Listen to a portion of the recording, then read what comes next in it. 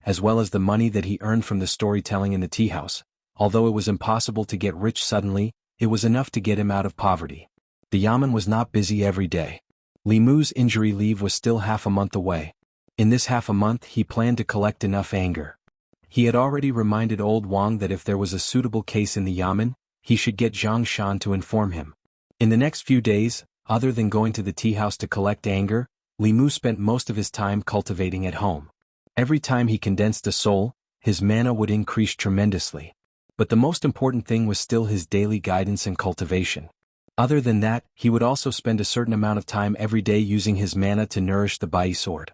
Although the material of the magical item was important, the improvement in the later stages depended entirely on the owner. An extraordinary magical item, in addition to Li Mu's army formula, could have an unexpected effect in a battle with demons and ghosts. Just as Li Mu was cultivating in isolation in Yangqiu County, a novel called Strange Stories from a Strange Story was quietly circulating in the streets. This novel was published by the Yunyan Pavilion. It was different from normal storybooks. Each volume was made up of dozens of stories. These stories were long and short. The short stories were about 100 words, and the long stories were about 1,000 words. The number of words was irregular, and the content was also strange and varied. In the first few days there were only readers who found it novel. But in the next few days the number of people who bought this book suddenly increased, and it attracted the attention of other bookstores. They analyzed this novel seriously, and finally analyzed 2 reasons why this book was so popular. First, it was new. For more than 10 years, stories about demons and ghosts had been popular. The plot had changed again and again, but in the end, it could not escape the 4 words, slay demons and exorcise demons. However, Strange Stories from a Strange Story was different. In this book, demons and ghosts were not all evil creatures that sucked people's blood and souls. Some of them had flesh and blood, and were loyal and righteous. In terms of emotions, they were no different from humans. This novel way of writing attracted many readers. Second, it was broad. This book was a collection of stories and there was no fixed theme. If you wanted to read love stories, there were Shao Qian and Ying Ning. If you wanted to read humorous jokes, there were Fox Alliance and Ghost Command. If you wanted to read strange stories, there were Corpse Transformation and The Man in the Ear. When the night was lonely and unbearable, the ghostly fox in the book had a different kind of charm. After sage time, the principles in the book were thought-provoking. The author of this book was the Taoist priest. His imagination was bold and unconstrained, and it also had deep connotations and discussions about reality. Those who read this book, regardless of gender, old or young, would find their own enjoyment in it. In a certain bookstore, the shopkeeper slapped his head and said regretfully, I misjudged him. In another bookstore, someone hurriedly said, quickly go and find this Pu Songling. See if we can spend a lot of money to get him back. This person is a talent. In the Yunyan Pavilion, shopkeeper Huang was beaming with joy. He looked at Lu Hanyan and said, Miss, your eyes are as bright as torches. Old Huang admires you. With Strange Stories from a Strange Story, our bookstore will be able to gain a firm foothold in this place. Almost every bookstore had a few popular authors, and a few best-selling novels served as a front. The Yunyan Pavilion had just opened, and there were not many readers. The unexpected popularity of Strange Stories from a Strange Story had allowed them to gain a large number of readers. As long as the subsequent volumes maintained the standard, they would be able to retain these readers and become regular customers of the store. Lu Hanyan coughed softly but did not say anything. Actually, she had only felt pity for Li Mu. She did not even read what he wrote. She did not expect that her small act of kindness would bring about such a huge change in the bookstore. She picked up a book and said to shopkeeper Huang, look after the store. I have some matters to attend to, so I will go back first. In the small courtyard, Wan had just returned after eating and drinking to her heart's content. Li Mu rested for a while, then began to practice the sword manual that Li Qing had given him. Although the Bai sword was an immortal weapon, it was the same as a normal sword. Only when it was combined with sword moves could it unleash its greatest power. When Li Qing battled with the tiger demon only relied on its brute strength and instincts to fight against wild beasts. Li Qing relied on her nimble movements and sword moves to easily suppress the tiger demon even though she did not have the advantage in terms of strength. At that time, Li Mu was determined to consolidate these basic skills. These basic skills could not be learned quickly. There were more than 10 basic sword moves. If he wanted to practice more complex sword techniques, he had to first learn these basic sword moves. Sword piercing, cloud sword, chop sword, hang sword, sweep sword, point sword. Under the scorching sun, Li Mu patiently practiced these basic sword moves over and over again in the courtyard. Only when his entire body was drenched in sweat and he could no longer raise his arms did he put down his sword. He took off his outer and inner robes, leaving only his trousers on. He poured a bucket of cold water over his head, and the cold feeling spread from the top of his head to the rest of his body. He felt indescribably comfortable. After being reborn, Li Mu was quite satisfied with his body. In his previous life he had been bedridden for a long time. His body had long been tortured by illness. Now, although his body was not very strong, it was very healthy. It was just that he did not have the 7 spirits. When he got up in the morning, it was a bit of a fly in the ointment. Because constables often patrolled and practiced, when he took off his clothes, the muscles on his arms were not exaggerated. He also had the 6-pack abs that Li Mu was very envious of in his previous life. His almost perfect figure made even Lu Hanyan, who was at the door, stunned for a moment when she saw it. The next moment she quickly covered her eyes and exclaimed, "Why are you not wearing clothes?" "I just finished practicing and went to take a shower," Li Mu explained. Suddenly he froze on the spot. Although Lu Hanyan covered her eyes, her vision still leaked through the gaps between her fingers. Not only that, at this moment in Li Mu's eyes, her body was shining with a faint light. Yellow light. Of the 7 emotions and 7 colors, yellow was desire. Li Mu swore that from the beginning to the end, he really only treated Lu Hanyan as a friend. He never thought that when he treated her as a friend, she actually wanted to. Li Mu hurriedly guided this trace of desire over. This was the first trace of desire he had collected. Thinking that other people relied on hard work to cultivate, but he actually had to rely on his body, he could not help but feel sad. The light on Lu Hanyan's body flashed and disappeared. She said angrily, "Hurry up and put on your clothes." Chapter 58. Li Mu went back to his room and changed his clothes. When he came out again he observed Lu Hanyan for a while, but he didn't see the light just now. After thinking about it carefully, he understood the reason behind this. If he and Lu Hanyan were to switch roles, if it was Li Mu who saw her naked body, he would probably have a moment of impulse. Just like when he was walking on the road and met a beautiful girl, he would instinctively take a few more glances. This trace of lust was based on instinct, not that Lu Hanyan really had any improper thoughts about him. Li Mu felt that it was a pity. If she really had any improper thoughts about him, it would be good. Lust was related to the condensation of the last soul. It was better to let her take a few more glances than to sell her body. Lu Hanyan looked at Li Mu with a slightly red face. She wanted to forget the scene just now, but the more she wanted to forget, the clearer the image became. She coughed softly, looked away from Li Mu, and changed the topic. "I'm here to ask you, have you finished writing the 2nd volume of Strange Stories from a Strange Story?" Li Mu nodded and said, "It's done. I'll bring it to you later."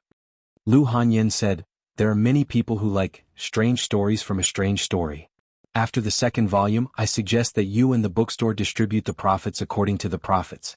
At that time, after excluding the printing and labor costs, you can get 50% of the total profits. Do you have any problems with this?" Li Mu understood the market. Ordinary authors could only get 30% of the profits from books. The more famous authors could get 40%. Lu Hanyan gave him 50%, which was already very considerate. Naturally there was no problem. Lu Hanyan held a book of Strange Stories from a Strange Story, and said to Li Mu, "I have a question."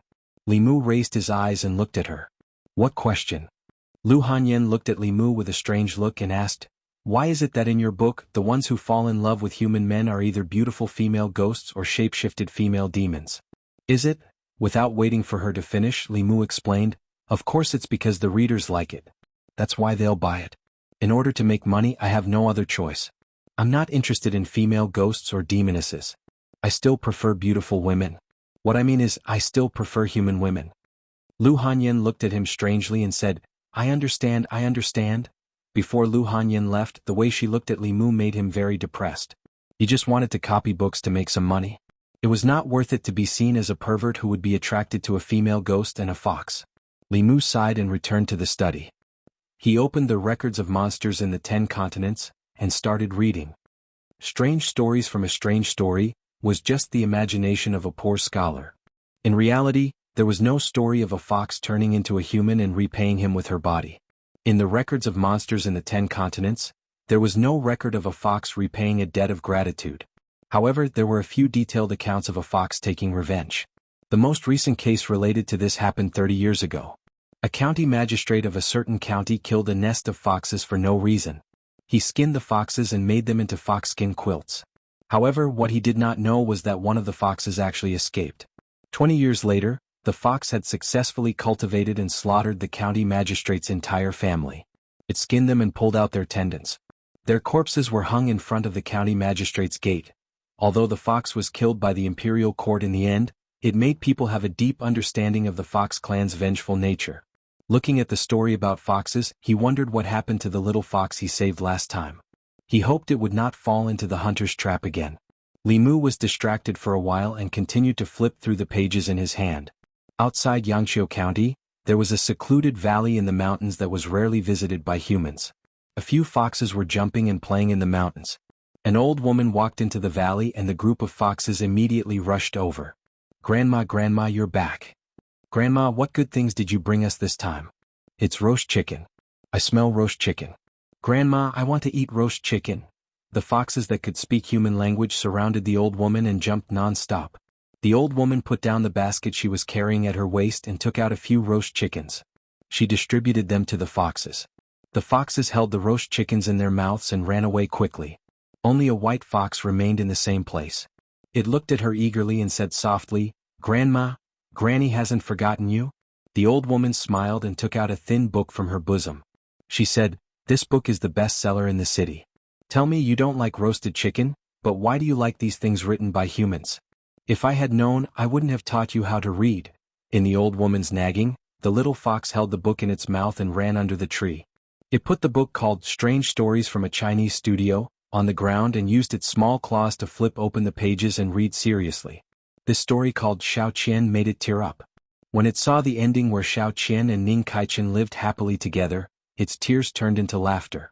In the story of Fragrance of Lotus, why did the fox spirit and female ghost get together with humans? Could the fox spirit and female ghost also fall in love with humans? Then it saw a fox couplet. It was about two fox beauties who barged into a scholar's garden. The scholar sternly told them to leave. The fox spirit sneered at the scholar and made a couplet for him to match. The couplet was Wu and Shu in the same body, only lacking a little in the stomach. The scholar couldn't match it. After the fox spirit sneered at him, she matched the couplet herself and left. Wu and Shu in the same body, only lacking a little in the stomach. The fox spirit matched the couplet with, "Already gone, why don't you double pick?" The little fox rolled its eyes a few times but still couldn't understand the meaning of the couplet. She couldn't help but admire the fox spirit's literary talent. They were both foxes, but the fox spirit could match the couplet. She couldn't even recognize all the words. She held the book in her mouth and ran to the old woman. She asked curiously, "Grandma, Grandma, what does double pick mean?" The old woman looked at the fox couplet and spat. She said, "Don't look at these messy things. Go and practice." Since her grandma didn't tell her, the little fox could only walk back with the book in her mouth. She whispered, read one more and I'll go and practice." She opened the book again and muttered, "Xiao Chui, it's about a fox repaying a debt of gratitude." How does a fox repay a debt of gratitude? Yunyan Pavilion Tea House. Noon was the fixed time for the young storyteller to tell a story. Every day at noon the tea house would be full. Many customers would come an hour in advance to reserve a seat. Those who came late and did not manage to get a seat would order a pot of tea and stand in the corner to drink. To them, drinking tea wasn't important. What was important was listening to the story.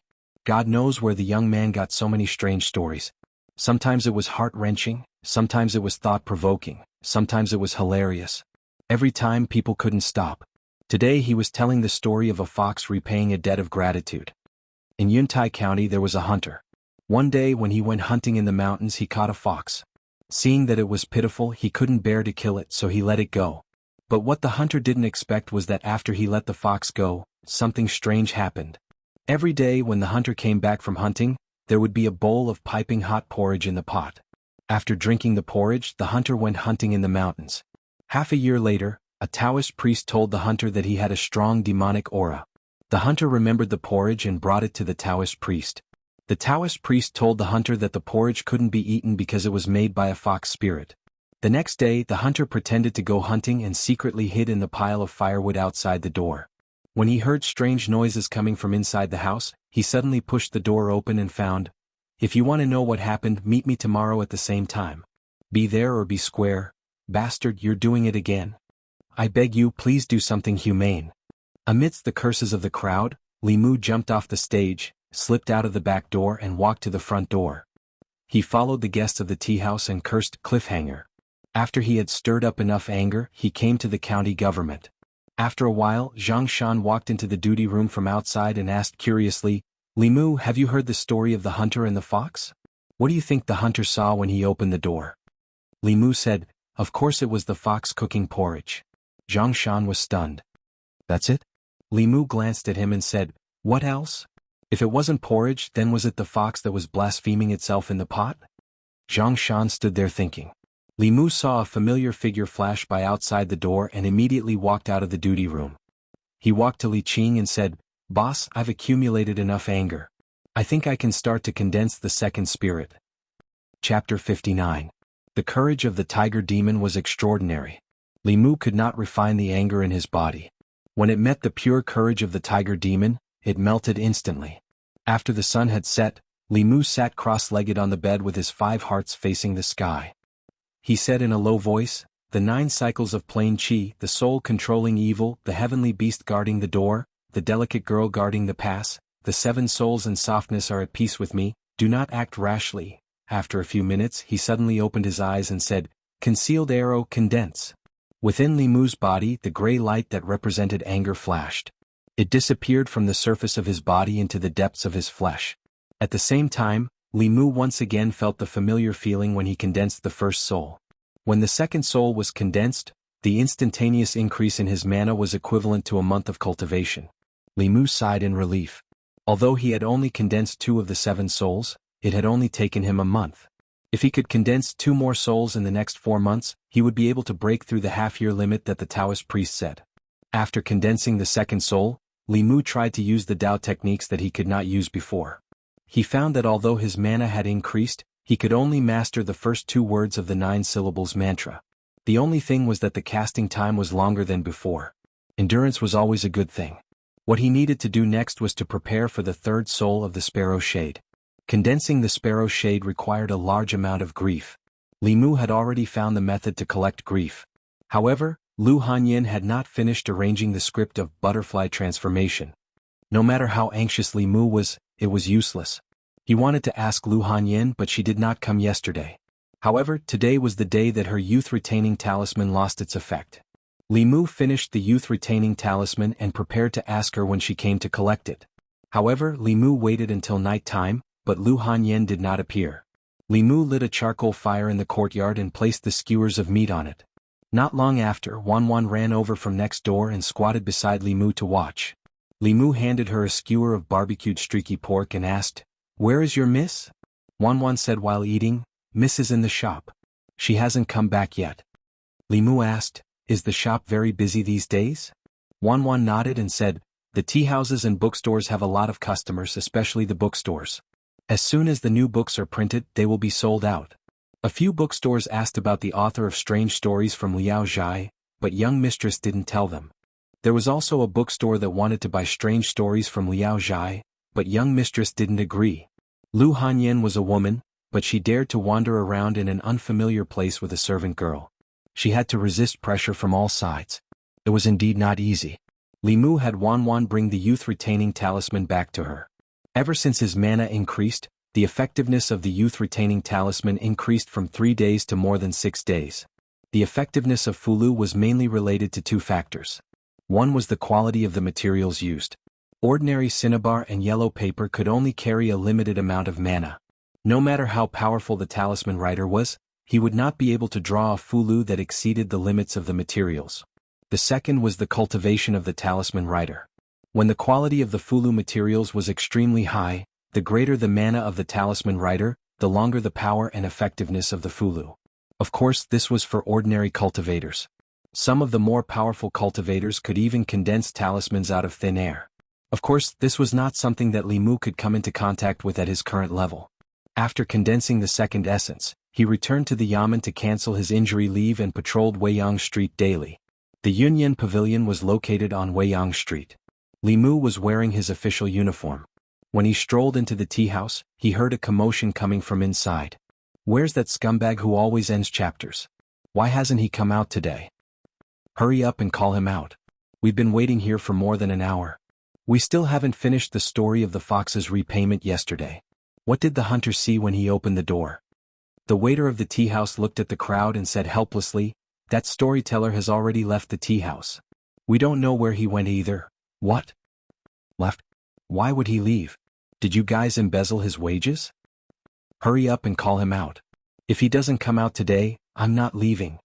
Li Mu stood at the door and listened for a while. Then he shook his head and left.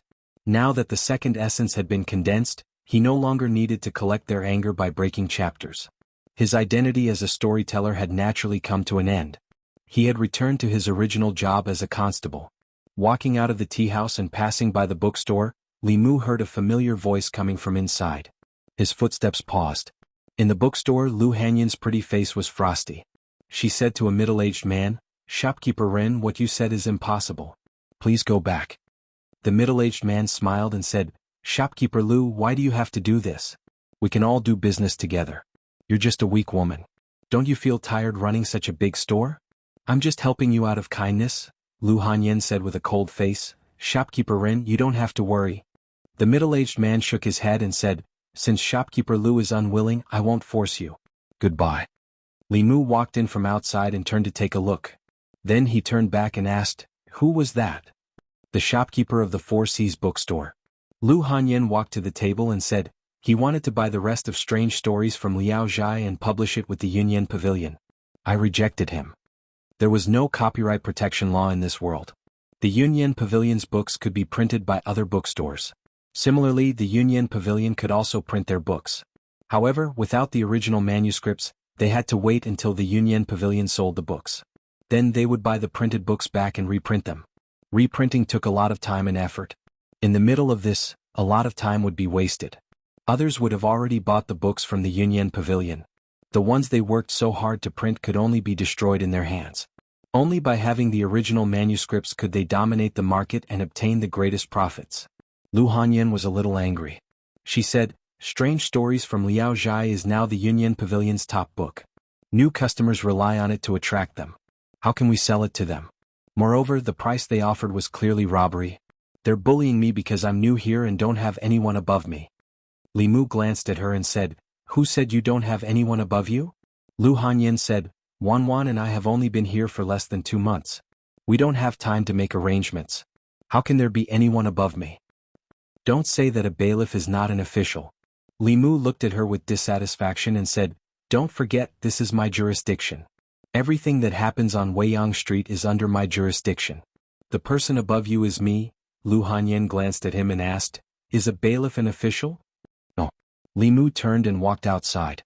He said, "Since a bailiff is not an official, if you get bullied in the future, don't come looking for me." Lu Hanyan hurriedly pulled him and said, "It's fine, it's fine. Lordly, I'm new here. I'll rely on you to take care of me in the future. Lord, please sit.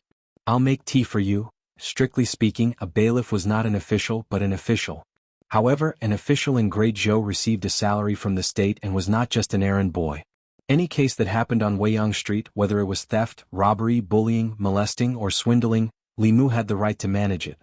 After the event, he only needed to submit an official document to the Jianghu County magistrates. If there was a serious case in his jurisdiction, Li Mu also had to take responsibility. Li Mu finished his tea and went out to continue patrolling. Lu Hanyan personally saw him out. Watching the figure in official uniform disappear into the crowd, Lu Hanyan looked away. Her eyes were still a little absent-minded. When she was 7 years old, she was sold to the music house by her parents. She could only eat 1 meal a day. The rest of her time was spent practicing the zither. When her fingers were cut by the zither strings, she had to bandage them herself. When she was bullied by the older musicians, she could only endure it. She practiced with all her might and learned all the instruments in the music house. She played for more than 12 hours a day and refused the help of countless men who had ulterior motives. After she saved enough money to redeem herself, she played even harder and earned enough money to open a shop. All of this was her own hard work. When she was hungry, she would cook for herself. When her clothes were torn, she would mend them herself. Alone, she brought a servant girl and traveled thousands of miles from Zhongjuan to here.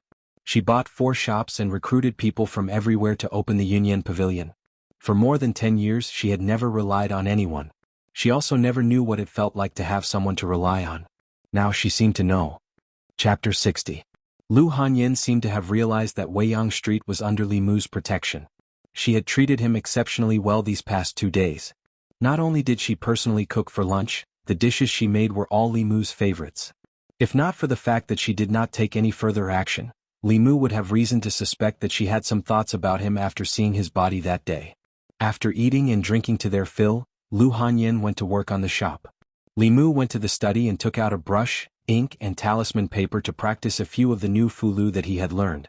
Other than Taoist techniques, many of the Taoist spells and fulu techniques were open and transparent.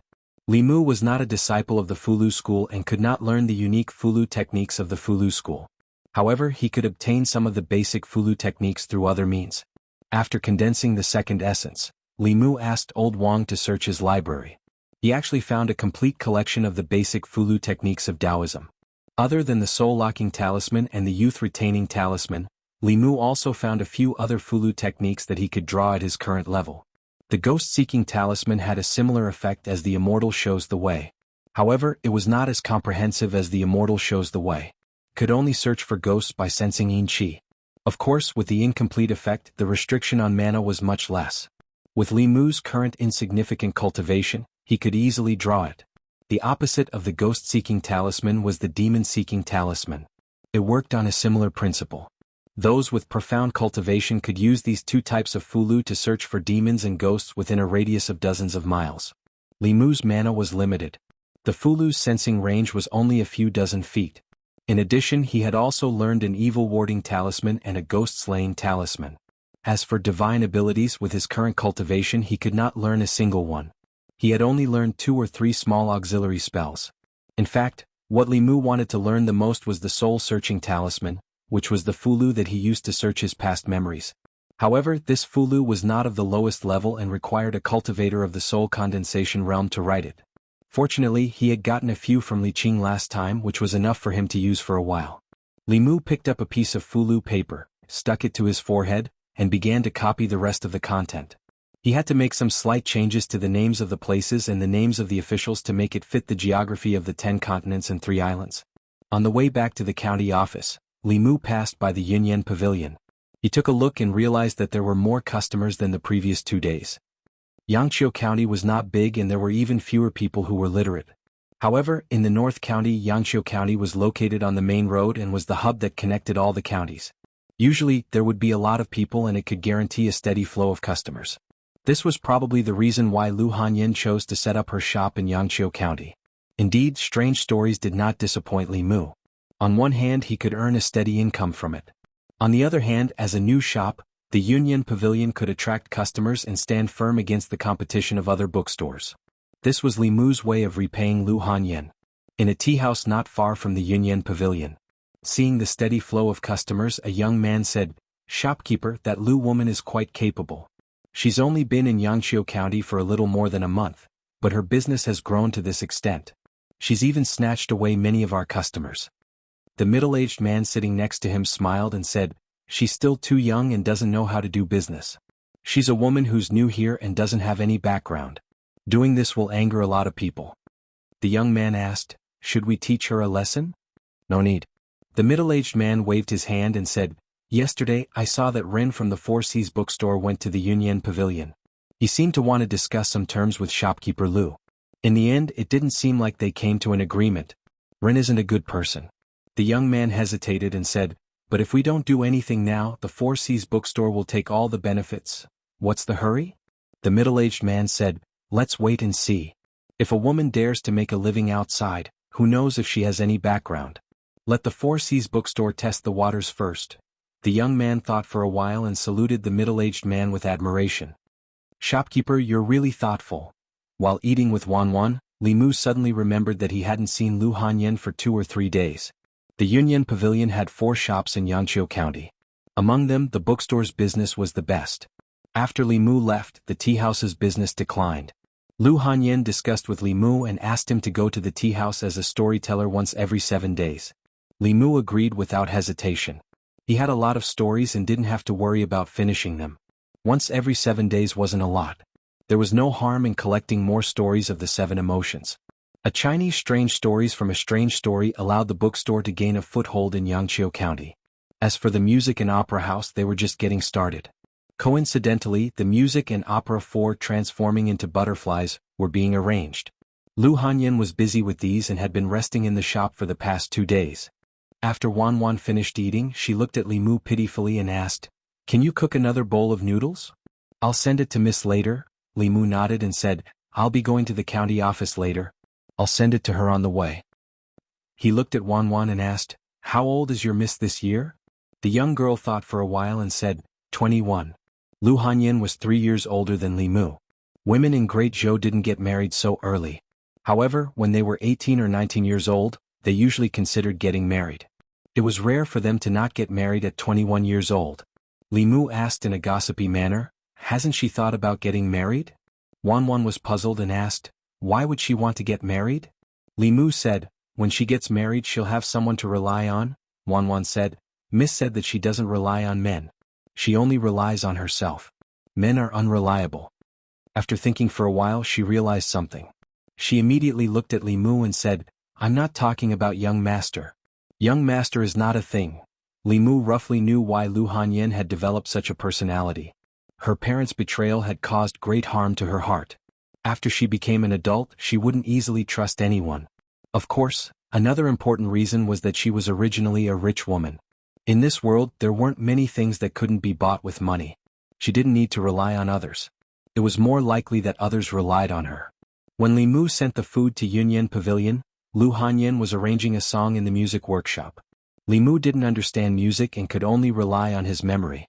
Lu Hanyan needed to keep the main structure of The Lovers of Liang and recompose it. This wasn't an easy task. Li Mu saw that her complexion was somewhat haggard. He put the food box on the table and said, "Eat and rest. If you continue like this, the youth-retaining talisman won't have any effect." Lu Hanyan nodded, but her gaze didn't leave the score. Li Mu waved his hand and said, "Remember to eat. I'm going to patrol." A moment later, Lu Hanyan put down the score and leaned back on the chair. She stretched her body and suddenly heard a sound from her stomach. She then remembered that she had been changing the tune of transforming into a butterfly since early morning and hadn't eaten anything. She opened the food box on the table. The bowl of yangcha noodles was still steaming. A poached egg lay in the bowl, exuding a tempting fragrance. Lu Hanyan's appetite was greatly stimulated. She picked up the chopsticks and quickly finished the bowl of noodles. She even drank the soup. It had to be said that Wan Wan didn't like to eat the noodles he cooked for no reason. After eating, she rubbed her sore eyebrows. She remembered Li Mu's advice and wanted to rest. However, she remembered that as long as she slept for the next 2 days, she would have terrible nightmares. After hesitating for a moment, she picked up the score again. The night was quiet. Li Mu sat cross-legged on the bed, guiding her cultivation as usual. At a certain moment, his closed eyes suddenly opened. Just a moment ago, Li Mu suddenly felt a trace of vigilance in his heart. This vigilance was very subtle. If he hadn't been concentrating on his cultivation, he might not have noticed it. After a cultivator refined the first soul, the corpse dog, he could develop spiritual awareness outside of the 5 senses. He could keenly sense the impending danger. This sense of vigilance was so subtle that it meant that the danger was not directed at Li Mu. Or perhaps, the thing that triggered this sense of vigilance was too weak to pose much of a threat to him. Perhaps he was too sensitive. Li Mu closed his eyes again. However, not long after, his eyes opened again. He suddenly stood up and looked in a certain direction. Just a moment ago, he felt a trace of vigilance in his heart. The source of this feeling was the house of Lu Hanyan and Wan Wan. At the same time, the ghost-hunting talisman on the table also emitted a faint fluctuation of mana. Chapter 61. Li Mu walked out of the room and came to the courtyard wall. With a light leap, his whole body flew up and landed in the courtyard next door. It was already late at night. Lu Hanyan and Wan Wan had already gone to bed, and the lights in all the rooms had been extinguished. Li Mu walked to the door of Lu Hanyan's bedroom. He heard 2 breathing sounds coming from the room and also felt 2 familiar auras. One belonged to Lu Hanyan and the other belonged to Wan Wan. There was also another aura full of yin qi which did not belong to a human. The door was closed but the window was opened a small crack. Lu Hanyan must have opened it to ventilate the night. Li Mu opened the window and jumped in. He used his heavenly eye and looked in the direction of the bed. Lu Hanyin and Wan Wan were sleeping on the bed. An illusory shadow floated above them. Traces of yin qi spread out from the illusory shadow and wrapped around Lu Hanyin's body. In her sleep, Lu Hanyin seemed to have dreamed of something terrible. Her beautiful eyebrows were tightly knitted, and her body was curled up, trembling slightly. Suddenly a figure appeared in the room. The resentful spirit also turned her head and looked over. She did not know why this person broke into the boudoir of two women in the middle of the night. The figure slowly floated over and floated in front of Li Mu, tilting her head to look at him. The female ghost's hair was disheveled, and her face was pale and bloodless. There were only the whites of her eyes in her dead fish eyes. There were no pupils, but her lips were strangely red. If Li Mu had encountered this ghost a month ago, he would have been frightened. At this moment, not only did he not have the slightest fear, but he also smiled at the female ghost and asked, "Have you seen enough?" The female ghost's figure immediately retreated, as if she had been greatly frightened. She screamed, "You can see me?" Li Mu said coldly, "What kind of ghost are you? How dare you be so presumptuous here? Who let you come here?" The ghost didn't answer, but a panicked cry came from the direction of the bed. It was unknown when Lu Hanyin had woken up. She shielded Wan Wan with one hand and wrapped the quilt with the other. She shouted, "Who are you? Why are you here? Hurry up and leave. If you don't leave, I'll call for help. My neighbor is a constable. He's very powerful." Li Mu said helplessly, "It's me."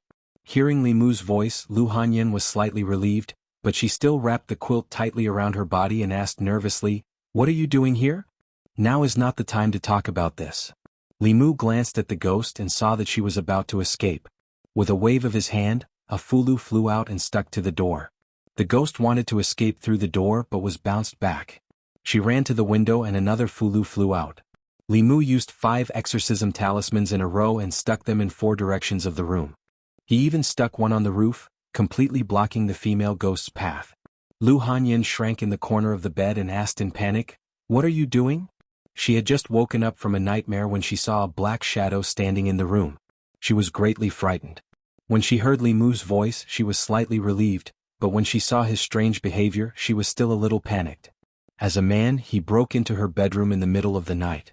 If it weren't for her trust in Li Mu, she would have already started shouting.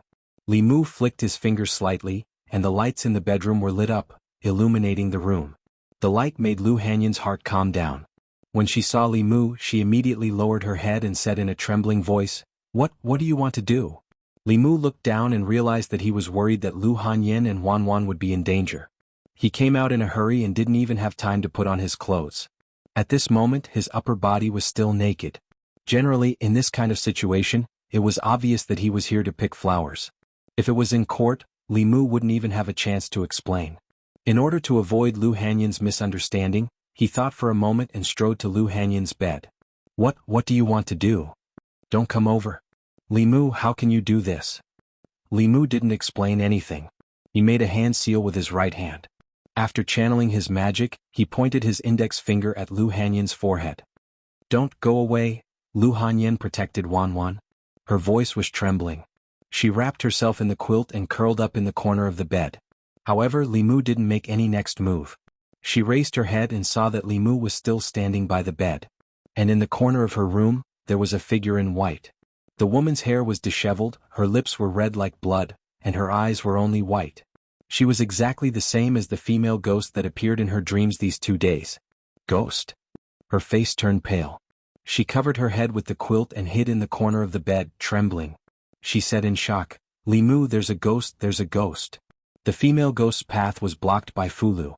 She knew that this person had some skills. Her body floated up and pounced on Li Mu. In the next moment, a golden light appeared in her eyes. When her hands touched the golden light, they immediately collapsed. The female ghost screamed and retreated. She curled up in the corner and looked at Li Mu in horror. She screamed, "Don't come here, don't come here." Li Mu forced the female ghost to the corner. While absorbing her fear, he coldly asked, "How dare you harm people in the county? Tell me who ordered you." Wan Wan said that Lu Hanyin often had nightmares these 2 days. Li Mu originally thought that she was too tired. When he saw the female ghost, he realized that it was her doing. This resentful spirit repeatedly used ghost tricks on Lu Hanyin. It caused her body to be invaded by yin qi. If it was light, she would be weak for a while. If it was serious, she would fall seriously ill and her life would be in danger. The female ghost curled up in the corner. She lowered her head and did not dare to look at Li Mu. She said in a trembling voice, "I was ordered by someone. That person captured one of my souls. If I don't do as he said, he will disperse my soul." Li Mu asked, "Who?" The female ghost shook her head and said, "I don't know. He only said that after it was done, he would come and find me." Li Mu continued to ask, "What did he ask you to do?" The female ghost said, "He just asked me to pester this lady. For a person with 7 complete souls, with the cultivation of a vengeful spirit, it was impossible to directly harm them. It could only use some methods to torture their minds and drive the yin energy to invade their bodies. Through this indirect method, after half a month, the victim's mind and body would be on the verge of collapse, and they would die in a short period of time. The popular saying for this was that if one was haunted by something evil and did not ask someone to exorcise it, they would not live long. Some Jianghu swindlers took advantage of people's psychology to cheat. Some of the bolder ones would even raise a little ghost and drive it to harm people. When the person was tortured to the point of death, they would appear as a master and perform a play of catching ghosts and exorcising evil spirits. They would collect a high fee from it. These people had always been the targets of the Yaman's strict crackdown. Lu Hanyin had just arrived and someone had asked a little ghost to harm her. Li Mu did not need to guess to know that it must be because of business matters. However, he did not know who did it for the time being. However, there was no need to worry. Since they did this, they must have a purpose. They would definitely appear when the time was right. Li Mu looked back at Lu Hanyin and found that although she covered her head in the quilt, she still lifted a corner of the quilt and looked outside in panic. Li Mu glanced at the female ghost and said, "You turn around and stand facing the wall." Li Mu had seen many demonic ghosts and even fought zombies. Naturally, he was not afraid of her appearance. However, when a normal person saw her ghost appearance, they could not help but be afraid. The female ghost obediently turned around and stood facing the wall. Li Mu walked to the bedside and said to Lu Hanyin, "That female ghost has been subdued by me. It's fine." Wan was awakened by the movement in the room. She crawled out of the quilt and rubbed her sleepy eyes. When she saw Li Mu, she was stunned and asked doubtfully, "Young master, why are you here?" She looked at Li Mu and caught a glimpse of a white shadow in the corner of the room.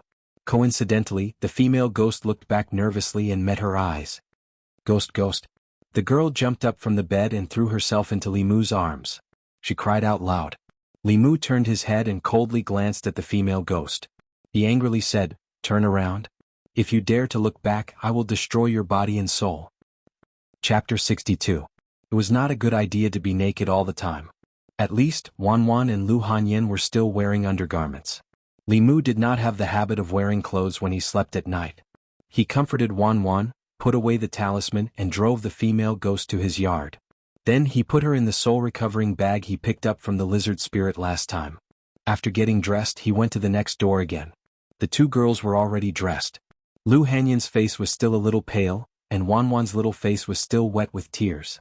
She shrank in the corner of the bed and shivered. Obviously, she was scared by the female ghost. Lu Hanyin looked at Li Mu and said apologetically, "I'm sorry, I thought." "It's okay." Li Mu waved his hand and said, "I just sensed the yin qi here and was worried that you were in danger. I came out in a hurry and may have scared you." Lu Hanyin looked around timidly and asked, "Then where is the female ghost?" Li Mu said, "I took her. Tomorrow I'll bring her to the county office for questioning." He looked at Lu Hanyin and said, "The female ghost said that she was ordered by someone. Do you have any suspects?" Lu Hanyin shook her head and said, "The Yunyan Pavilion's business is getting better and better. It affects the interests of too many people. I don't know who it is." Li Mu thought for a moment and said, "Tomorrow I'll report this to the county magistrate. Don't worry, no matter who is behind this, we'll catch them and deal with them impartially." The female ghost had been subdued. It was already late at night. Li Mu didn't want to stay here any longer. He said, "It's very late. You should rest first. I'll deal with this matter tomorrow." Li Mu turned and prepared to leave. Lu Hanyin grabbed his hand and said in panic, "Don't go." At this moment she only had the weakness of a woman. She no longer had the aura of a female shopkeeper. Wan quickly ran over and hugged Li Mu's arm. She sobbed, "Young master, I'm scared." In the middle of the night, a man and a woman were alone in a room. Li Mu thought for a moment and said, "How about this? I'll stick a few exorcism talismans outside. In this way, even if there are ghosts, they can't come in." Lu Hanyin asked in a trembling voice, Will there be more ghosts coming? Li Mu wasn't sure either. He could only comfort her by saying, I don't think so. Lu Hanyin gave Wanwan a look. The little maidservant hugged Li Mu's arm and shook it. She begged, young master, I'm scared. Please don't go. If it was just Lu Hanyin, Li Mu could barely hold himself back. However, Wanwan was with him day and night. They even ate at the same table. When Li Mu was injured, she poured tea and massaged his back and shoulders. Looking at her pale face, Li Mu couldn't refuse. Li Mu hesitated for a moment, then nodded and said, Then you can sleep. I'll keep watch outside. Anyway, he planned to cultivate at night. The courtyard was open, so the effect of cultivation would be better. How can that be? Wanwan, go and bring a quilt over. Lu Hanyin shook her head and looked at Li Mu. She said, I'll have to trouble you to sleep on the ground tonight. No need. Li Mu shook his head and said, I'll be fine outside. Seeing Li Mu walk out, Lu Hanyin sat at the head of the bed, her eyes wandering. It was unknown what she was thinking. Wanwan hugged the quilt and quickly fell asleep again. A sweet smile appeared on her little face. Lu Hanyin stroked her head and looked outside. Although she couldn't see Li Mu's figure, she still felt indescribably calm. It seemed that as long as he was outside, even if some terrifying evil spirit came, it wouldn't be so terrible. After rejecting Lu Hanyin's proposal, Li Mu walked outside, closed the door and sat at the stone table in the courtyard. The moon tonight was very round and the moonlight was bright and clear. Li Mu didn't immediately cultivate. Instead, he stared at the moon in a daze. It had been nearly 2 months since he came here. Because the non-poisonous soul hadn't been condensed, it was very difficult for him to fall asleep at night. He could only pass the time by guiding and cultivating. The night was long. He would often think of things from his previous life. Although his current body was no longer tormented by illness, there were still many things in that world that were worthy of his attachment. Lu Hanyin slowly walked over and draped a shawl over Li Mu's shoulders. She asked, What are you thinking about? Li Mu withdrew his gaze from the moon and said, Thinking about the past, family, friends? Lu Hanyin sat beside him with her arms around her knees. Looking at the moon above her head, she said, I've forgotten what my family looks like. Li Mu still clearly remembered the appearance of his parents. With the soul-searching talisman, his memories were even clearer. He looked at Lu Hanyin and said, I have a fulu that can let you recover your past memories. There's no need. Lu Hanyin shook her head and said, It's not easy for me to come to this point. I don't want to recall the past. How can there be such a strange fulu in this world? Li Mu didn't continue this topic. He asked, Why don't you go to sleep? Lu Hanyin said, I can't sleep. Li Mu asked, Were you scared by that female ghost? Lu Hanyin looked at him and asked in surprise, Aren't you afraid of ghosts? I used to be afraid. Li Mu breathed a sigh of relief and said, Later on I've seen a lot of them, so I'm not afraid anymore. The evil ghosts are nothing but tricks. Your means are more powerful than theirs, so they should be afraid. Lu Hanyin sighed and said, You're obviously young, but you've experienced so much. It's not easy to be a constable, is it? Li Mu smiled and said, Nothing in this world is easy. For me it's easy to catch ghosts, but it's difficult to run a shop. If I were you, I wouldn't be able to get to where you are today. As Li Mu spoke, there was suddenly no response beside him. He was about to turn his head when he felt a weight on his shoulder. Lu Hanyin was leaning on his shoulder and had fallen asleep. She had been haunted by the resentful ghost for the past few days, and she had suffered such a fright tonight. She should have a good rest. Li Mu picked her up and returned to the room. He put her on the bed and covered her with a quilt. Then he left and closed the door. When Lu Hanyin and Wanwan got up and opened the door, they saw that Li Mu was not outside the door. They panicked for no reason. At this moment, a figure flew over the courtyard wall and landed in the yard. Wanwan's eyes widened and she said in shock, Young master can fly. You're awake. Li Mu looked at them and said, I've made breakfast. Come and eat. Breakfast was very simple. Li Mu cooked some porridge and 2 side dishes. Wanwan drank 3 bowls of porridge in a row. She put down the bowl and wiped her mouth. She looked at Li Mu pitifully and said, Young master, can you teach me how to catch ghosts? Li Mu looked at her and asked with a smile, What's wrong? Are you not afraid of ghosts? I'm afraid. Wanwan retracted her head. After a moment, she summoned her courage and said, But I want to protect Mississippi. Lu Hanyin looked at her dotingly and then looked at Li Mu and asked, Can we cultivate? Li Mu nodded and said, Everyone can cultivate, but everyone has different aptitudes and talents, and the difficulty of cultivation is also different. However, as long as one is willing to work hard and learn Dao techniques for 2 to 3 years, no matter how bad one's talent is, dealing with ghosts like last night is still more than enough. Lu Hanyan hesitated for a moment and finally summoned her courage to ask Li Mu, "Can you teach me cultivation?" After that, she hurriedly said, "I know this request may be a bit too much. If your sect doesn't allow it, then forget it. What's wrong with that?" Li Mu shook his head and said, "I don't have any sect. I usually cultivate by myself. If you want to learn, I can teach you." Lu Hanyan's face lit up with joy. "I want to." Li Mu put down his chopsticks and said, "Wait for me to come back tonight. I have to go to the yamen to deal with that female ghost." Lu Hanyan nodded. "I'll wait for you." Yangqiu County Government.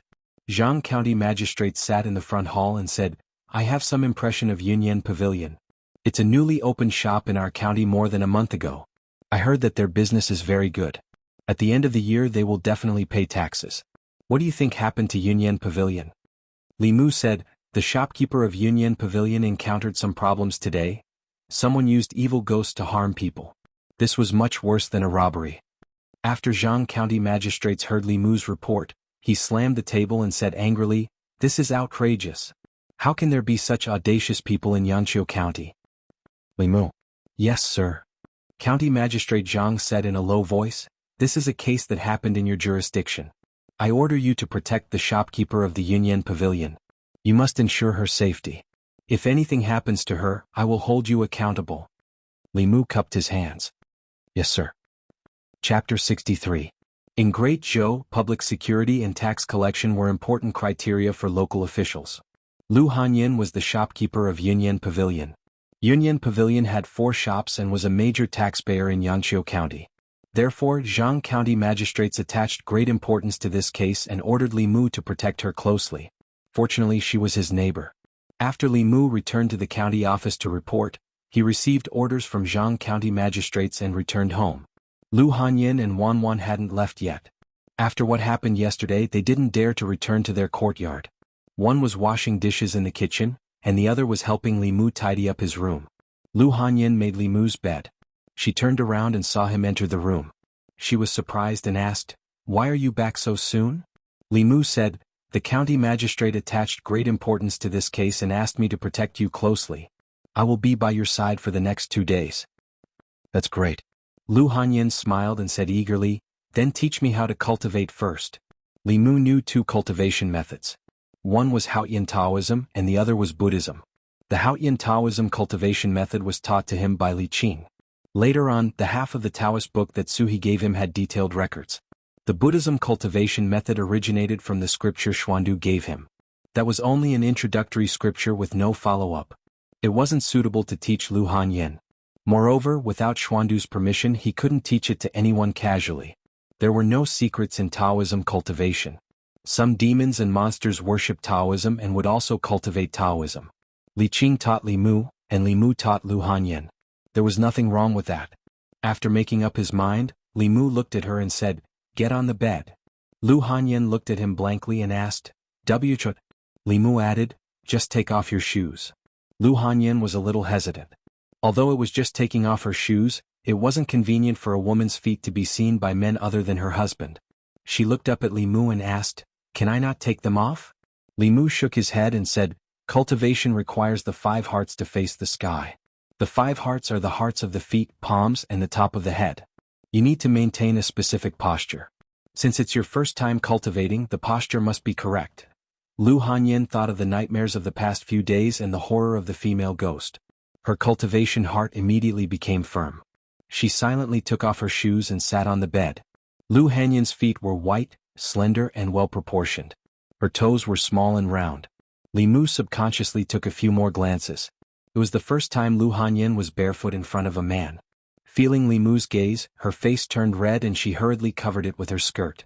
Li Mu coughed lightly and looked away. He said, "Lift your left foot to the base of your right thigh. Place your right foot on the base of your left thigh. Make the hearts of your feet face the sky and the palms face the sky. Place them on your legs. Draw qi into your nose and slowly into your abdomen. Keep going down. When you feel stuffy, slowly exhale from your mouth." Li Mu's path of cultivation had been introduced by Li Qing. He had long been familiar with the process of guiding others to enter the sect.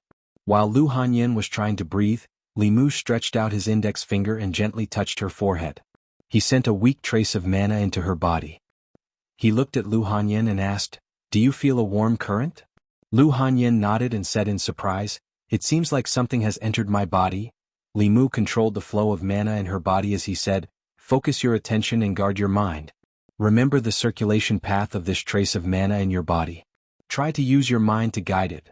In order to help her remember the circulation path of her dermic powers, Li Mu let this trace of dermic powers circulate in her body for a quarter of an hour before slowly retracting his finger from Lu Hanyan's forehead. With a pale face he said, "I left a trace of dermic powers in your body. You just have to circulate it according to the path just now when you're guiding it. When you've cultivated your own dermic powers, I'll teach you how to refine your soul. This trace of mana will not stay in Lu Hanyan's body for too long. If her talent is average or if she is lazy, by the time this trace of mana dissipates, she will still not have cultivated her own mana. If it is still the same after a few times, it means that she has no fate with cultivation. Li Mu will also not be able to help her." Lu Hanyan took out a handkerchief and wiped the sweat on Li Mu's forehead. She said gratefully, "Thank you." "It's nothing." Li Mu waved his hand and said, "I will rest for a while first, then I will go help Wanwan." After teaching Lu Hanyan how to guide the mana, Li Mu went outside. Looking at Wanwan sitting on the swing under the tree, he thought of what happened last night and asked in confusion, "Wanwan, how did you see the female ghost last night?" Last night, the vengeful spirit did not take the initiative to show itself. If Li Mu did not open Lu Hanyan's eyes, she would not have been able to see it. But Li Mu did not do anything to Wanwan, so how did she see it? Speaking of the female ghost last night, Wanwan's small face could not help but turn pale. She jumped down from the swing and tugged on Li Mu's sleeve. She shook her head and said, I also do not know." Li Mu could not figure it out for a moment, so he planned to ask old Wang when he returned to the government office. He stopped thinking about it for the time being and said, "Come to my room with me. I will teach you cultivation. When your cultivation is successful, you can catch ghosts by yourself in the future." Hearing that Li Mu wanted to teach her cultivation, Wanwan followed him to the room eagerly. Li Mu walked to the bed and said, "Take off your shoes and get on the bed." Wanwan was not as shy as Lu Hanyan. She quickly took off her shoes and socks and climbed onto the bed. Li Mu stood in front of the bed and said, "Bend your left foot to the base of your right thigh, then bend your right foot to the base of your left thigh." Wanwan picked up her fat foot. After trying for a while, she said in distress, "I can't bend it over." The movement of the 5 hearts facing the sky required a certain flexibility of the body. It was not easy for the average person to do it. Wanwan's short legs were not as slender as Lu Hanyan's legs. After trying for a long time, she was still unable to cross her legs. Her legs were under her skirt. Li Mu could not help her, so he could only turn around and say, "Try to use more strength. This is a fixed position for cultivation. You must do it." Wanwan hugged her small foot and tried to bend it. She cried, "It hurts." Li Mu comforted her, "Bear with it. It won't hurt in a while." After a while, the little maid said with a sobbing voice, "It still hurts." In this short period of time, Lu Hanyan poked her head outside the door 3 times. Li Mu could not stand it anymore. He walked to the door and said, "Come and help her." After less than an hour, Li Mu walked into the courtyard and let out a long sigh. Teaching them cultivation was more tiring than fighting with demons and ghosts. However, he finally passed a trace of transcendence energy into the master and servant's bodies. Next, they would have to rely on themselves. Teaching Lu Hanyan and Wanwan to cultivate was a piece of cake for Li Mu. Whether they could succeed or not depended on their talent and hard work. Even if they only had a little talent for cultivation, after cultivating for a few days, they would be able to improve their cultivation and have more ability to protect themselves. Li Mu could not always be by their side. 2 weak women, alone outside, if they did not have any tricks up their sleeves, it would be too dangerous. The female ghost that was pestering Lu Hanyan was temporarily guarded by Li Mu in the soul recovering bag. It had a one-way connection with the person behind the case. At this time, the other party had no idea that the female ghost had fallen into Li Mu's hands. After lunch, in order to not arouse the suspicion of the person behind the scenes, Li Mu first let Lu Hanyan go to the shop before he left the house. Although the Jianghu County magistrates asked him to protect Lu Hanyan closely, Li Mu still kept a certain distance from her to avoid alerting the enemy. He walked on the street. Zhang Shan and Li Si were eating noodles on the side of the street. They caught a glimpse of Li Mu from afar. Zhang Shan waved to Li Mu and said, "Li Mu, over here." Li Mu walked over. Zhang Shan waved to the stall owner and said, "Boss, another bowl of noodles." Li Mu waved his hand and said, "No, I've already eaten at home." Lu Hanyan cooked for lunch. Only the dishes were washed by Li Mu. Zhang Shan asked curiously, "What's the matter? You haven't eaten with us for a long time. Is there someone at home or something?" Li Mu sat down beside him and said, "Cut the crap. Come with me after lunch. There's a case that needs you." Chapter 64. Yunyan Pavilion. Not long after Lu Hanyan returned to the shop, shopkeeper Huang came up and said, "Miss, shopkeeper Ren of the Four Seas bookstore is here." The Four Seas bookstore wanted to collaborate with Yunyan Pavilion to publish strange stories from a Chinese studio, but was rejected by Lu Hanyan. Lu Hanyan stood up and said, "Let him in." A moment later, a middle-aged man came up and looked at Lu Hanyan. He pretended to be surprised and said, "It's only been a few days. Shopkeeper Lu, why do you look so haggard?" Lu Hanyan smiled and said, "There are many things I need to do in the shop. Maybe it's because I've been too busy these days and haven't had a good rest." The middle-aged man shook his head and said, "It's not that I want to say this, but shopkeeper Lu is still young. Although business is important, it's not as important as your health. You can do less business, but you can't let your health deteriorate." Lu Hanyan looked at him and said, "Shopkeeper Ren is right." The middle-aged man smiled again and said, "If Yunyan Pavilion's business is too heavy, my Four Seas bookstore doesn't mind helping shopkeeper Lu." Lu Hanyan shook her head and said, "This is my Yunyan Pavilion's business. There's no need for shopkeeper Ren to worry." Shopkeeper Ren sighed and said, "I'm just afraid that if shopkeeper Lu continues like this, your body won't be able to take it. If a person is too tired, it's easy for them to have nightmares at night. They dream of evil spirits coming for their lives." Lu Hanyan suddenly looked at him and asked, "You did it?" Shopkeeper Ren shook his head and said, "What do you mean by I did it? I didn't do anything." "Shopkeeper Lu, please don't frame me." Lu Hanyan took a deep breath and looked at shopkeeper Ren again and said, "As long as you can stop me from having those nightmares, I'll agree to your conditions last time.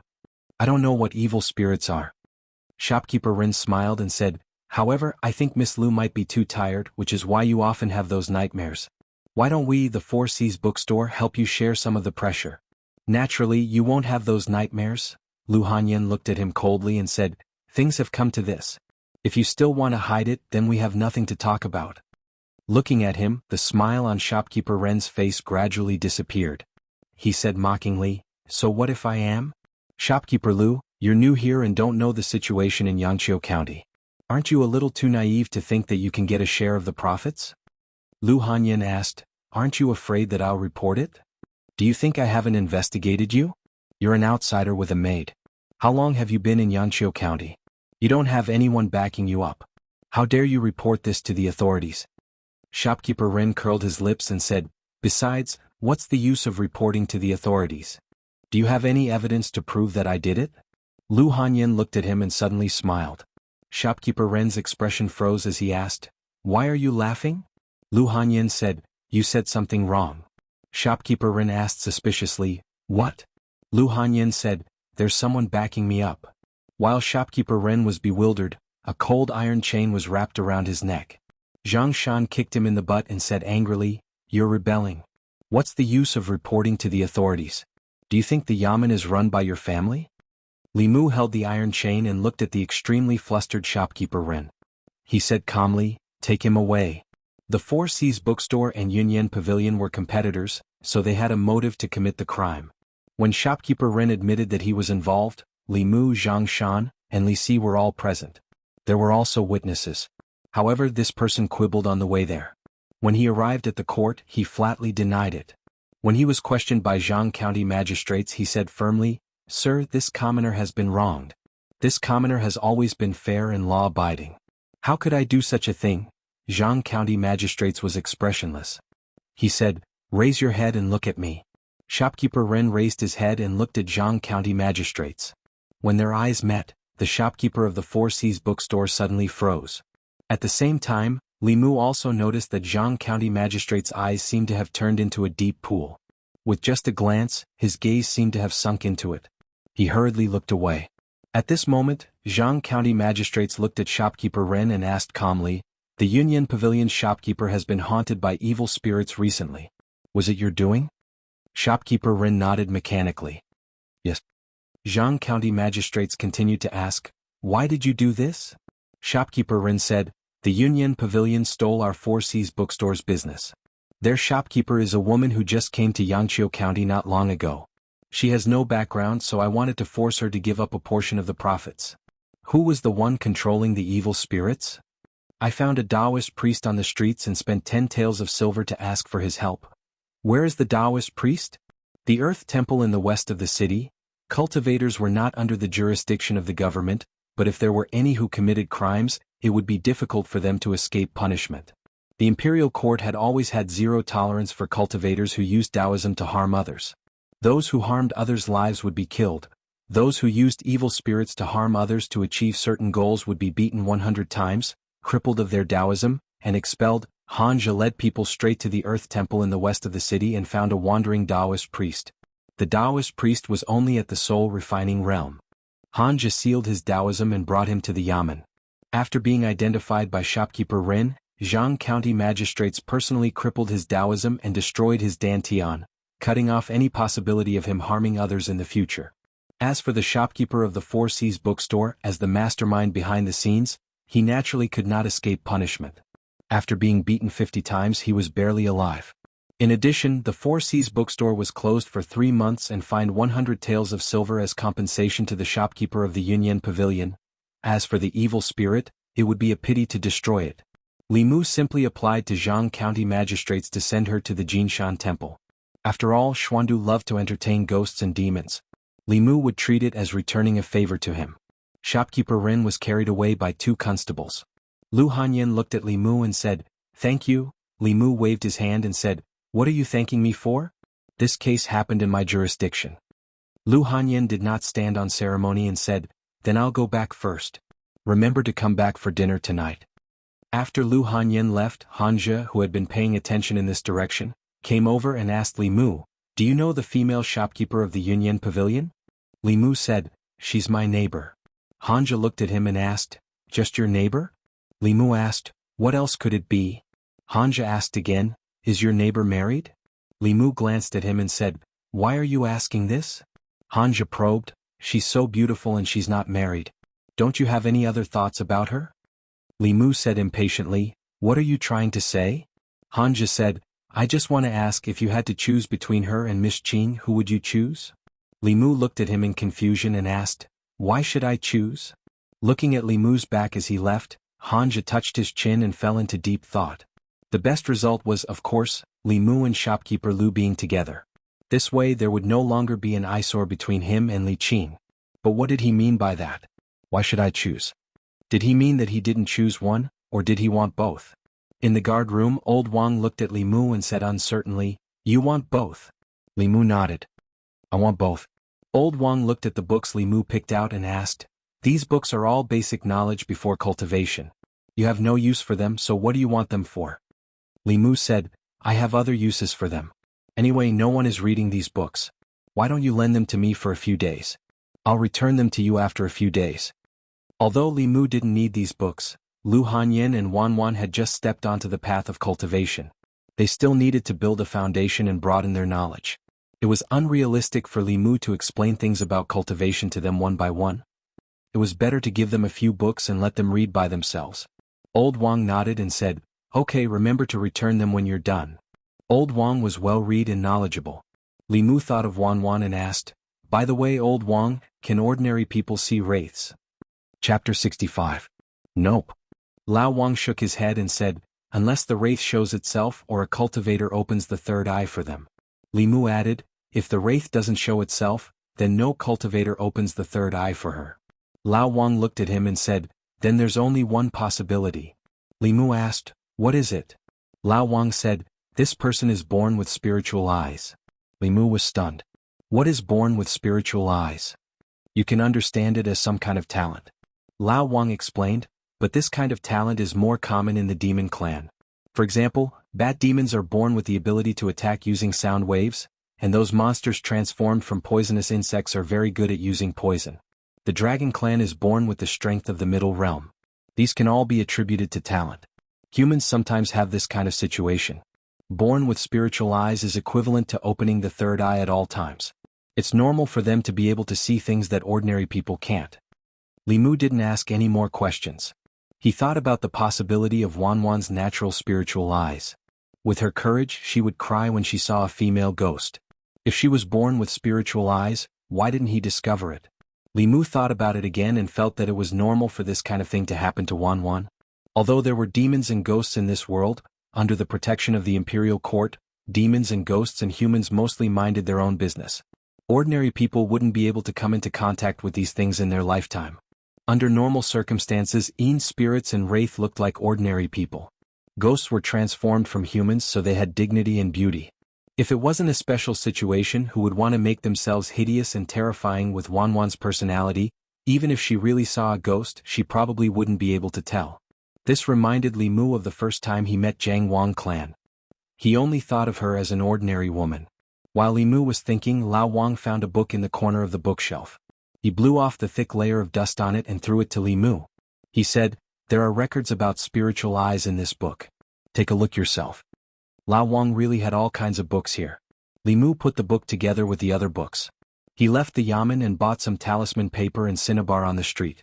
After the condensation of the second spirit, he could write a few more talismans, and they were the more practical ones that could expel evil spirits and kill ghosts. These talismans could only be drawn when he needed them. Obviously, there was not enough time, so he had to prepare them in advance and carry them with him. After returning home, Li Mu wrote more than 10 talismans in a row. He only stopped when his mana was almost exhausted. After dinner, he handed 2 talisman exorcism to Yu Hanyun and said, "These 2 talismans have the effect of exorcism. You and Wanwan should carry them with you. Normal ghosts will not be able to get close to you. You can read the books in my study later. They are all about cultivation. You can understand them." Li Mu didn't give the book about spiritual eyes to her. He planned to study it himself first. Yu Hanyun accepted the talisman. Li Mu asked again, "Is the bit of mana I sent into your body still there?" Yu Hanyun nodded and said, "It's still there." People with average talent often needed several months of guidance to produce the first bit of mana in their body. If they had the help of other cultivators to help them familiarize themselves with the flow of mana, this time could be greatly shortened. Even so, those who were slightly talented still needed the help of other cultivators several times before they could condense their mana. Li Mu had a pure yang body and was extremely talented. So he easily retained the mana that Li Qing sent into his body. Li Mu just checked Wanwan's body and found that the mana he sent into her body in the morning had already dissipated. He thought that Yu Hanyun would be the same and would need to try a few more times. He didn't expect that the mana in her body had not dissipated yet. Li Mu looked at her and said in surprise, "Give me your hand." Yu Hanyun stretched out her hand. Li Mu held her hand. Yu Hanyun blushed slightly, but she still allowed him to hold her hand. Li Mu sent a trace of her dermic powers into Lu Hanyun's body. After a cycle, she was surprised to find that not only did the dermic powers she had left in Lu Hanyun's body in the morning did not disappear, but instead increased a little. Although it was only a negligible increase, it showed that her talent for cultivation was not inferior to Li Mu's. Yu Hanyun saw his strange expression and asked nervously, "What's wrong?" Li Mu seemed to have thought of something. He looked at her and asked, "What are your birth characters?" Other than marriage discussions, Yu Hanyun couldn't think of any other time to ask about her birth characters. She asked in confusion, "Why are you asking this?" Li Mu said, "Tell me first. This is very important." Yu Hanyun thought for a moment and said, "Icho xnc ding mao gui mao." Li Mu calculated with his fingers and looked at Yu Hanyun in shock. Li Mu was born in the year of the dragon. His birth characters were Wu Qin, Gung Wu, Bing Wu, Ren Qin. The 4 pillars were pure yang. Yu Hanyun was born in the year of the ox. She was 3 years older than him. Her birth characters were Icho xnc ding mao gui mao. She was the opposite of Li Mu. The 4 pillars were pure yin. Pure yang, pure yin, body of the 5 elements. The soul and the body were great supplements that even demons and heretical cultivation would covet. It was also an excellent body for cultivation. Li Mu used to think that since he had a pure yang body, his cultivation speed would be as fast as cheating. However, he recently realized that although his cultivation speed was not slow, it was far from the description of a pure yang body in the books. The reason why he could condense 2 souls in such a short time was because he collected the 7 emotions very quickly. His cultivation path was different from others. Li Mu had thought about this question before and quickly found the answer. Although his body was still pure yang, his soul belonged to his previous life. Because of this, his cultivation speed was greatly reduced compared to people whose souls and bodies were pure yang. However, Yu Hanyun was different. She had a complete purine body. In terms of normal cultivation speed, even Li Mu could not compare to her. Li Mu looked at Yu Hanyun in a daze. She and Wan, one had a purine body and the other was born with spirit eyes. What kind of master and servant were they? Yu Hanyun saw his strange expression and felt a little uneasy. She asked, "Is there a problem?" Li Mu came back to his senses. He never expected that Yu Hanyun would have such a rare body like him. He looked at Yu Hanyun and asked, "Has anyone told you that you have a rare purine body?" As soon as he said this, Yu Hanyun's body trembled and her face immediately turned pale. Li Mu was stunned for a moment and asked, "What's wrong?" Yu Hanyun lowered her head and said with a calm expression, "When I was young, father and mother found a fortune teller. The fortune teller said that a pure yang body and a purine body would bring calamity to their loved ones. Father and mother thought that I was inauspicious and sold me to the music hall. Although there was no such thing as a pure yang body and a purine body, they would easily attract the covetous of evil beings. To a certain extent, it was not wrong to say that they would bring calamity to the people around them. The cause of death of Li Mu's predecessor was probably because of this." He could only comfort Yu Hanyun by saying, "That fortune teller was obviously a Jianghu swindler. Don't take it to heart." Yu Hanyun looked up and smiled. She said, "You don't have to comfort me. So what if I'm a pure yang body? After so many years, haven't I still survived? There is no such thing as a pure yang body. I also have a pure yang body, but no one has ever said that about me." Li Mu took out the book on the basics of cultivation that Li Qing gave him from the study. He turned to a page and said, "She has a purine body. Not only is she not a loner, but she is also a genius in cultivation. Take a look for yourself." "Really?" Yu Hanyun took the book and looked at it expectantly. On the yellowed page there were a few sentences. "People with a pure yang body and a purine body have souls that are different from ordinary people's. They are easily coveted by evil beings. If they cultivate, their cultivation speed will be several times faster than ordinary people. A man with a pure yang body and a woman with a purine body are a match made in heaven. They can form the great Tao of dual cultivation. Yin and yang combine and complement each other." Yu Hanyun looked up at Li Mu and said suspiciously, "This book? You didn't write it, did you?" Li Mu glanced at the contents of the page and knew that she had misunderstood the latter part of the words. To prevent her from thinking that he was hinting at something, Li Mu shook his head and said, "Don't misunderstand. You are not my type." Chapter 66. Li Mu had some admiration for Lu Hanyun. He admired her independence and self-improvement as a woman. She had traveled thousands of miles from Zhongjun with a servant girl, and in such a short period of time, she had expanded the Yunyan Pavilion to its current scale. Other than admiration, he also craved for her. Of course, it wasn't her body but her cooking skills. Li Mu didn't deny that Lu Hanyun was a very outstanding woman in every aspect. Appearance, figure, cooking skills, wealth, personality. There were probably countless men who dreamed of marrying her. However, to Li Mu this kind of person was fine as a friend. As a wife, he liked the kind of gentle, considerate, cute, obedient girls who knew how to act coquettishly and take care of others. He didn't like overly strong girls. As a man, he preferred to protect his woman, not be protected by a woman or be kept by a woman. Even if Lu Hanyun had a pure yin body and was a natural match for him, feelings were more important than one's constitution. "No, I'm not your type?" Even if Lu Hanyun had never thought of developing a relationship with Li Mu, hearing this answer from his mouth was still a blow. As a woman, she had a figure, looks, cooking skills and money. What reason did he have to not like her? She glanced at Li Mu and asked unhappily, "Then what kind of woman do you like?" In order to reassure Lu Hanyun, Li Mu spoke the truth: cute, obedient, well-behaved and knows how to take care of others. As for age, it's best if she's younger than me. Cute, obedient, well-behaved and knows how to take care of others. Lu Hanyun felt that she fit this description very well. It was just that she was older than him by 3 years, but so what if she was older by 3 years? As the saying goes, a woman 3 years older than him would have a gold bar. Moreover, if he had her, it wouldn't be just a gold bar but a pile of gold bars. It would be enough for him to live a carefree life for the rest of his life. Was he looking down on her age? This caused her to be instantly enraged. It wasn't that she liked Li Mu. It was just that she was a woman who had absolute confidence in her looks, figure and other conditions. Yet, she was ignored and disdained by a man, which made it difficult for her to accept. She opened her mouth and was about to refute when she suddenly thought of something. She looked at Wan, who was swinging under the tree in the yard. Cute, obedient, well-behaved, and knows how to take care of people. She's a little younger than you. She suddenly looked at Li Mu and said warily, "Are you thinking about Wanwan?" If Lu Hanyin hadn't mentioned it, Li Mu wouldn't have thought about it.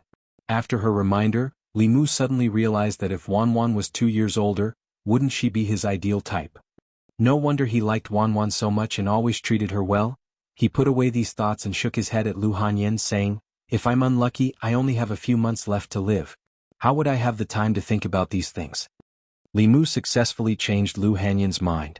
She asked, "Aren't you a cultivator? Don't tell me you can't treat your illness?" To be exact, what I'm suffering from is not an illness. Since Lu Hanyin had also stepped onto the path of cultivation, the things that were inconvenient to talk to her in detail before could be explained now. Deciding to be honest with her, Li Mu continued, "I stepped onto the path of cultivation in order to survive. Humans have 3 spiritual and 7 physical souls. 2 months ago, my 7 physical souls were taken away by a demon. Only by condensing 4 physical souls within half a year can I have a chance to survive." Lu Hanyin listened carefully and asked, "Then how many physical souls have you condensed now?" Li Mu answered, 2 physical souls. Lu Hanyin hurriedly said, "Then hurry up and condense the other 2 physical souls. Condensing the physical souls is not that simple." Li Mu took the opportunity to teach Lu Hanyin about the path of cultivation. He slowly said, "Humans are born with the 7 physical souls. The 7 physical souls are born from the 7 emotions of happiness, anger, sorrow, fear, love, evil, and desire. If you want to condense the 7 physical souls again, you have to accumulate a large amount of the 7 emotions. These 7 emotions need to be generated by others. This is easier said than done, accumulating the 7 emotions." Lu Hanyin thought for a moment and said in realization, "I understand now. The reason why you told stories in the tea house and stopped at the most interesting part every time was to collect the anger of the customers?" Li Mu nodded. Lu Hanyin continued to ask, "Then the reason why you deliberately barbecued meat in the courtyard last time was actually to make me angry and then take away my anger?" Li Mu smiled awkwardly and explained, "I also wanted to survive. You should understand this, right?" Lu Hanyin glared at him but did not pursue the matter. She thought of something else and asked, "You wanted to play Liang Shambua because you wanted to absorb the sadness of the customers, right?" Li Mu nodded and said, "Yes." Lu Hanyin looked at him with a resentful gaze and said, "You even said that it was your dream." "A man's mouth is a liar," Li Mu said embarrassedly. "I had no choice at the time." Lu Hanyin thought for a moment and continued to ask, "Happiness, anger, sorrow, and fear are easy to obtain. What about love and desire?" This was also Li Mu's headache. He said helplessly, "Let's first condense the first 4 physical souls and live for half a year." Lu Hanyin nodded and said, "I will personally go to the theater and ask them to change the script as soon as possible." Li Mu cupped his hands and said, "Thank you." Lu Hanyin waved her hand. "What are you thanking me for? I haven't thanked you for teaching me cultivation yet." Speaking of cultivation, Li Mu thought of something and his expression became serious. He said, "There is something you must be careful about." Seeing his serious expression, Lu Hanyin also became serious. She asked, "What is it?" Li Mu said, "The bodies of pure yin and pure yang are indeed suitable for cultivation, but our souls and bodies are also great nourishment for demonic ghosts and evil creatures. Not only are they easy to attract demonic ghosts and evil creatures, they will also attract the covetous eyes of heretical cultivation. In the future you must never tell anyone about your birth date and horoscope, let alone let anyone know that you have a body of pure yin." Lu Hanyin nodded and said solemnly, "I understand. The bodies of pure yang, pure yin, and 5 elements could not be seen from the outside, unless someone knew their birth date and horoscope, or came into close contact with evil creatures that were more sensitive to these types of bodies. That night in the Zhang family village, the zombie did not chase after Hanja and only chased after Li Mu because of this reason." Lu Hanyin closed the introductory book and said, "Let me have a look at this book.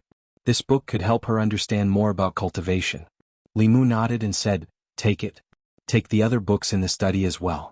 Remember to return them to me when you're done." Although this book was no longer of any use to Li Mu, it was still a gift from Li Qing. It would not be good to give it to someone else. Lu Hanyin returned home and put the book under her pillow. She said to her servant girl, "Wanwan, go to the opera house and tell the masters to write the script for Transforming into Butterflies in 3 days. Their wages for this month will be doubled. Ren residents." The Four Seas bookstore was closed for 3 months as a punishment and had to pay 100 taels of silver to the shopkeeper of the Yunyan Pavilion. The shopkeeper was also beaten 50 times. In the Ren residence, the servants looked worried. In a room in the inner courtyard, shopkeeper Ren's wails could be heard. A young man walked into the room. When shopkeeper Ren saw him, he immediately said, "Yuan, you have to avenge father." The young man's face darkened. He said, "Didn't I tell you to do business honestly and not engage in these crooked practices? Do you really think those cultivators in the yamen are useless?" Shopkeeper Ren said regretfully, "I thought that woman was new here and did not have any background. Who would have thought that she had someone backing her? All right, let's forget about this matter. Stay at home and recuperate. Don't provoke the yamen again." The young man walked to the bed, stretched out his palm and placed it on shopkeeper Ren's back. A white light flashed on his palm. Shopkeeper Ren climbed up from the bed and said in surprise, "It doesn't hurt anymore?" The young man said faintly, "I've only eliminated your pain. You still need to recuperate. Stay at home and don't think about money all the time. When I'm successful in my cultivation, I'll have as much money as I want." Shopkeeper Ren lay back on the bed and said, "Cultivate well with your master. When your cultivation is successful and you earn a lot of money, buy all the bookstores in Yangqiu County." The young man walked out of the room and went to the deepest courtyard of the Ren residence. He said to the 2 servants at the door, "I want to cultivate in peace. If it's not a big matter, don't disturb me." Chapter 67. Li Mu was practicing his swordsmanship in the yard. Lu Hanyin put a thin book on the stone table in the yard and said, "This is the script of transforming into butterflies. Take some time to read it and memorize the lines as soon as possible." Li Mu put down his sword and said in surprise, "So fast?" Wan stood aside and said, "Of course it's fast." In order to urge them to finish the script, Miss didn't sleep for 2 nights in a row. Li Mu looked up and saw that Lu Hanyin's originally delicate face was a little haggard at the moment. Her slumbering was more obvious than 2 days ago. He was a little touched. He held his sword with both hands and said, "I can't thank you enough. I will repay you in the future if I have the chance." Lu Hanyin rolled her eyes at him and said, "Don't talk about the future. Teach me how to draw talismans now. After I learn how to draw talismans, I can draw youthful talismans by myself." At this time, only 2 days had passed since Li Mu taught Lu Hanyin how to cultivate. Last night, with the help of Li Mu, she successfully refined the first soul. In order to condense the soul, Li Mu had worked hard to do good deeds like lay feng. He helped the old lady cross the road, cut Zhang Shan's leeks and helped Lin Wan get justice. He collected joy everywhere and finally condensed the first soul. Lu Hanyin only took 2 days to do what Li Mu could do in a month. Of course, it was because Li Mu gave her the remaining strength of the tiger demon's soul from the last time he condensed the soul. The talent of the purine body in cultivation played a greater role. Of course, without the courage of a demon, she would not have been able to refine the second soul so quickly. Lu Hanyin remembered the feeling of rapid improvement in cultivation last night. She couldn't help but lick her lips. She looked at Li Mu and asked, "Did you put anything into my body last night?" "No, not a drop." Li Mu looked at her and said seriously, "You have to be down to earth when you cultivate. Don't always think about taking shortcuts. Otherwise, in the end, if you don't harm others, you will harm yourself." In terms of cultivation, Lu Hanyin only obeyed Li Mu. After being reprimanded by him, she lowered her head and whispered, "I understand." After refining the first soul, Lu Hanyin's mana could already write the 2 most basic Fulu talismans. One was the soul-locking talisman, and the other was the youth-retaining talisman. Li Mu first let her copy the runes of the 2 talismans. Being able to draw the runes in one go was the first step to writing talismans. Lu Hanyin was proficient in many musical instruments and had a pair of skillful hands. Painting and calligraphy were not difficult for her.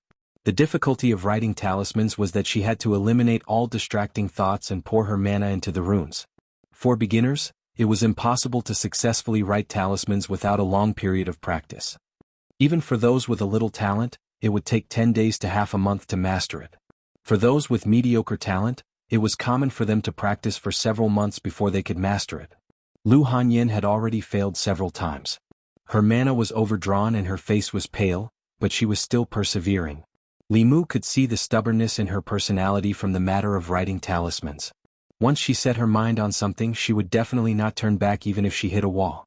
Li Mu looked at her and comforted, "Why don't you try again tomorrow?" Lu Hanyin's expression was firm and said, "I can definitely do it. I'm so close." Li Mu was worried that she would be exhausted if she continued to persevere, so he took the brush from her hand and said, "Recite with me. Your heart is as clear as ice. Even if the sky collapses, you won't be alarmed." After teaching Lu Hanyan, Li Mu reminded her again, "Just remember this technique. Don't tell anyone else."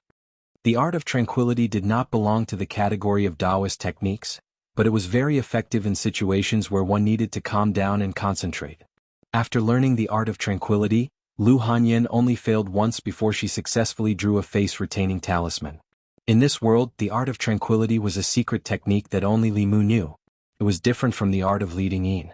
If it wasn't for the fact that Lu Hanyan stayed up late to help him write the script, Li Mu wouldn't be so generous as to teach her. Using sincerity to exchange for sincerity, this was what Li Si taught Li Mu. Although Li Si said that it was to pick up girls, it could be used in other situations as well. Speaking of which, he couldn't favor one and discriminate against the other. Since he taught it to Lu Hanyan, he should find a chance to teach it to Li Qing as well. Although Lu Hanyan was also kind to him, it wasn't 10 to 20% of Li Qing's kindness to him. And from Li Qing, Li Mu had never asked for anything in return. When Li Mu found Li Qing in the guard room, she was cultivating with her eyes closed. The lower three realms of cultivation were soul refining, soul condensing, and spirit concentrating. Soul refining was to refine the 7 souls, allowing the cultivator to completely control the body. Soul condensing was actually soul refining. It was the process of the cultivator gradually controlling the 3 souls. In this realm, the cultivator's soul gradually grew stronger and could freely enter and leave the body. Moreover, when the soul was in the state of leaving the body, it could still retain part of its strength. Spirit concentrating was the last realm of the lower 3 realms of cultivation. At this realm, the cultivator's 3 souls merged into one and completely transformed into the primordial spirit. Even if the body died, the primordial spirit could leave the body and enter a new body to be reborn. As long as the primordial spirit was not destroyed, the cultivator would not truly die. 4 cultivators in the spirit concentrating realm, their cultivation was all in the primordial spirit. Even if the body died and only the primordial spirit was left, their strength would not be weakened too much. This was similar to monsters in human form. Although the lizard spirit and the tiger spirit's body died, their souls were still strong. However, after they turned into souls, they would be more afraid of thunder arts and Buddha's light. Li Mu walked into the guard room. Li Qing slowly opened her eyes and asked, "Did something happen in your cultivation?" "No." Li Mu shook his head and said, "I came across a spell by chance. It can clear the heart and restrain the mind. When I use it when I'm writing talismans, it can stabilize the mind and increase the success rate of writing talismans." He handed a piece of paper to Li Qing and said, "This is the spell." Li Qing did not take it.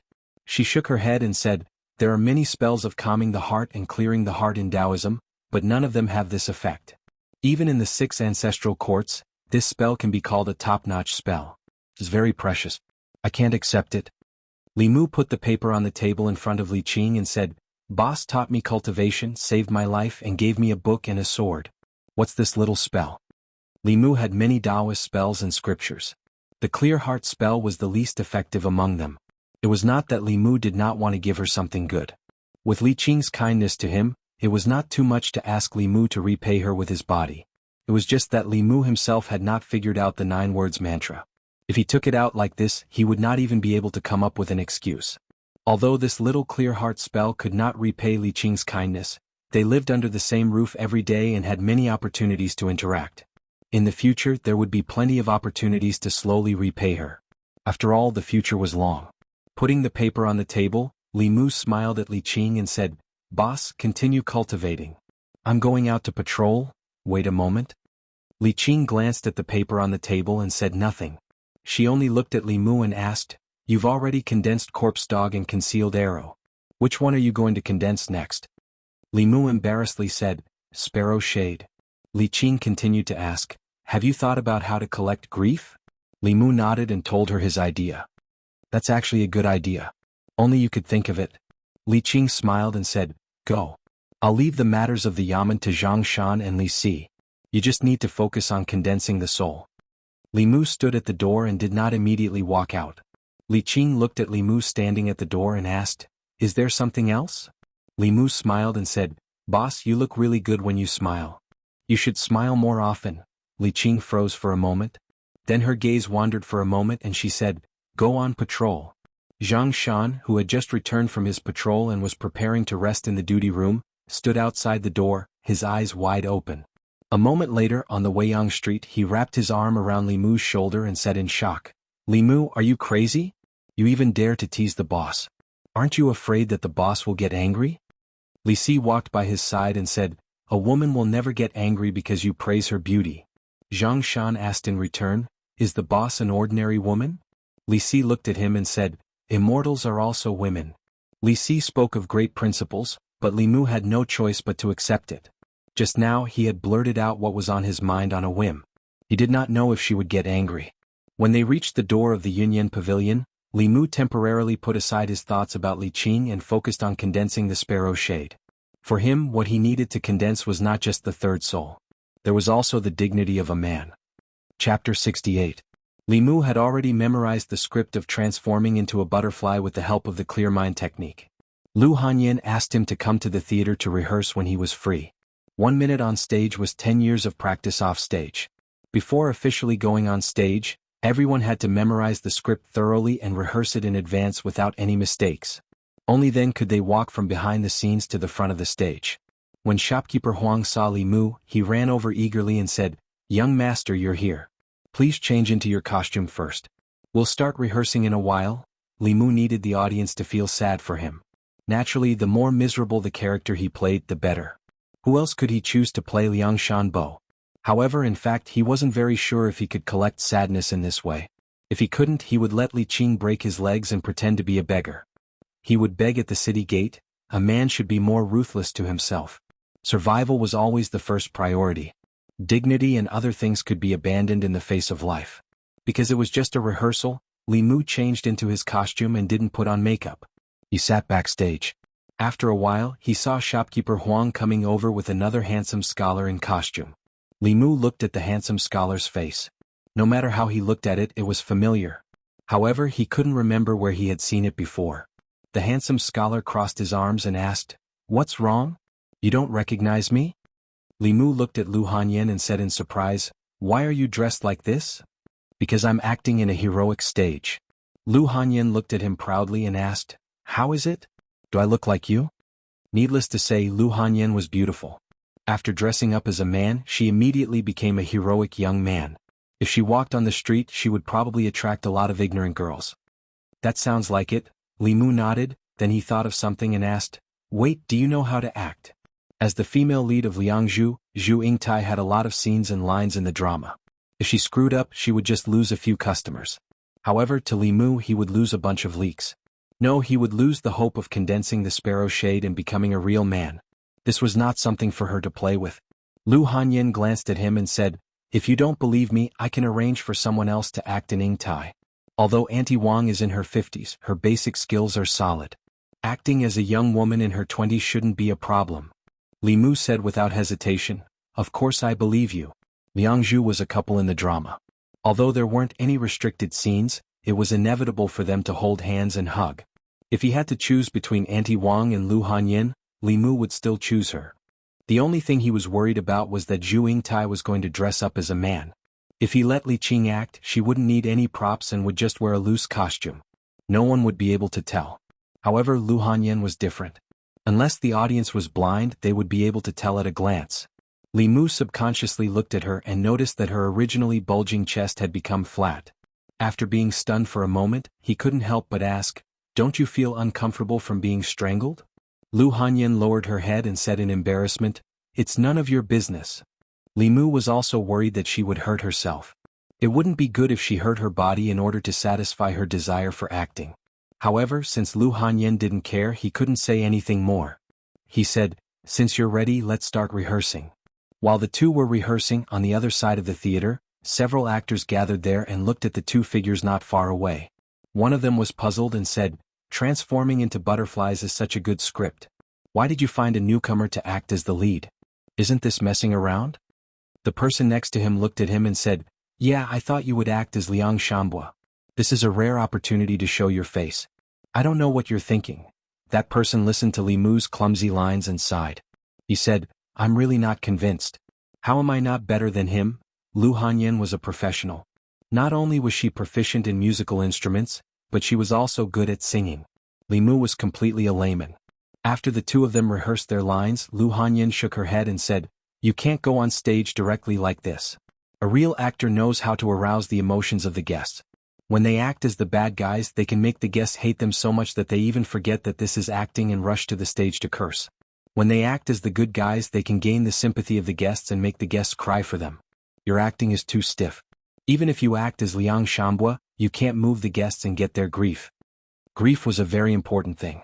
Li Mu also became serious and said, "I'll think about it carefully." Lu Hanyin shook her head and said, "A good actor takes 10 years to become a beginner, 20 years to become an actor, and 30 to 50 years to become a master.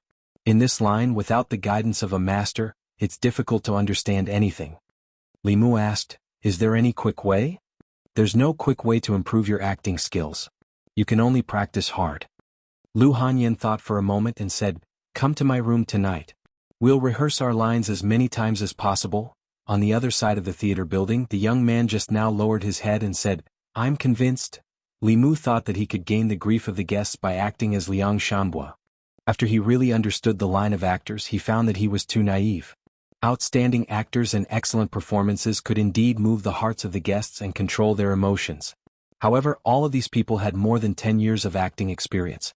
Acting was not a matter of wearing a costume and reciting lines at all, not to mention the expression and movements. Just the foundation of the lines was a hurdle that Li Mu could not cross in a short time.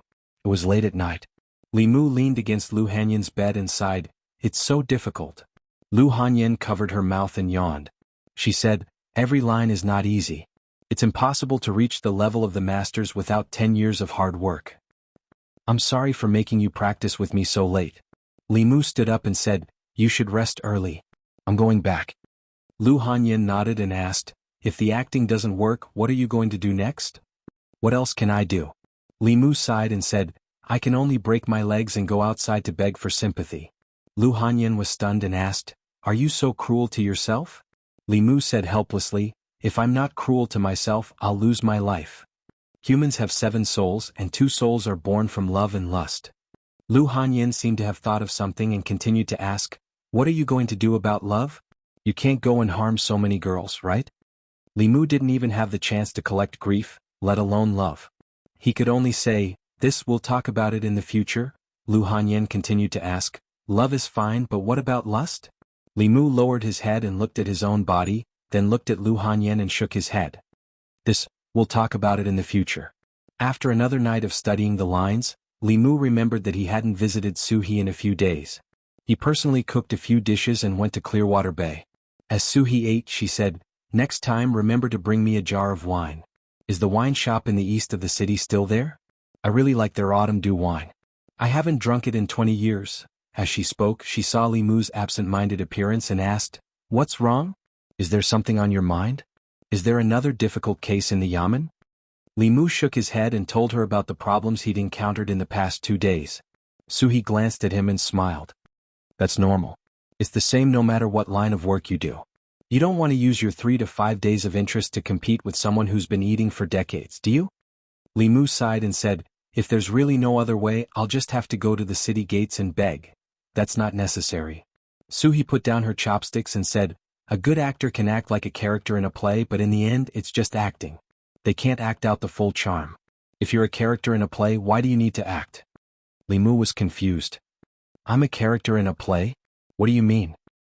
"You can hypnotize yourself to forget Li Mu, forget your identity as a bailiff, and think that you're a character in a play.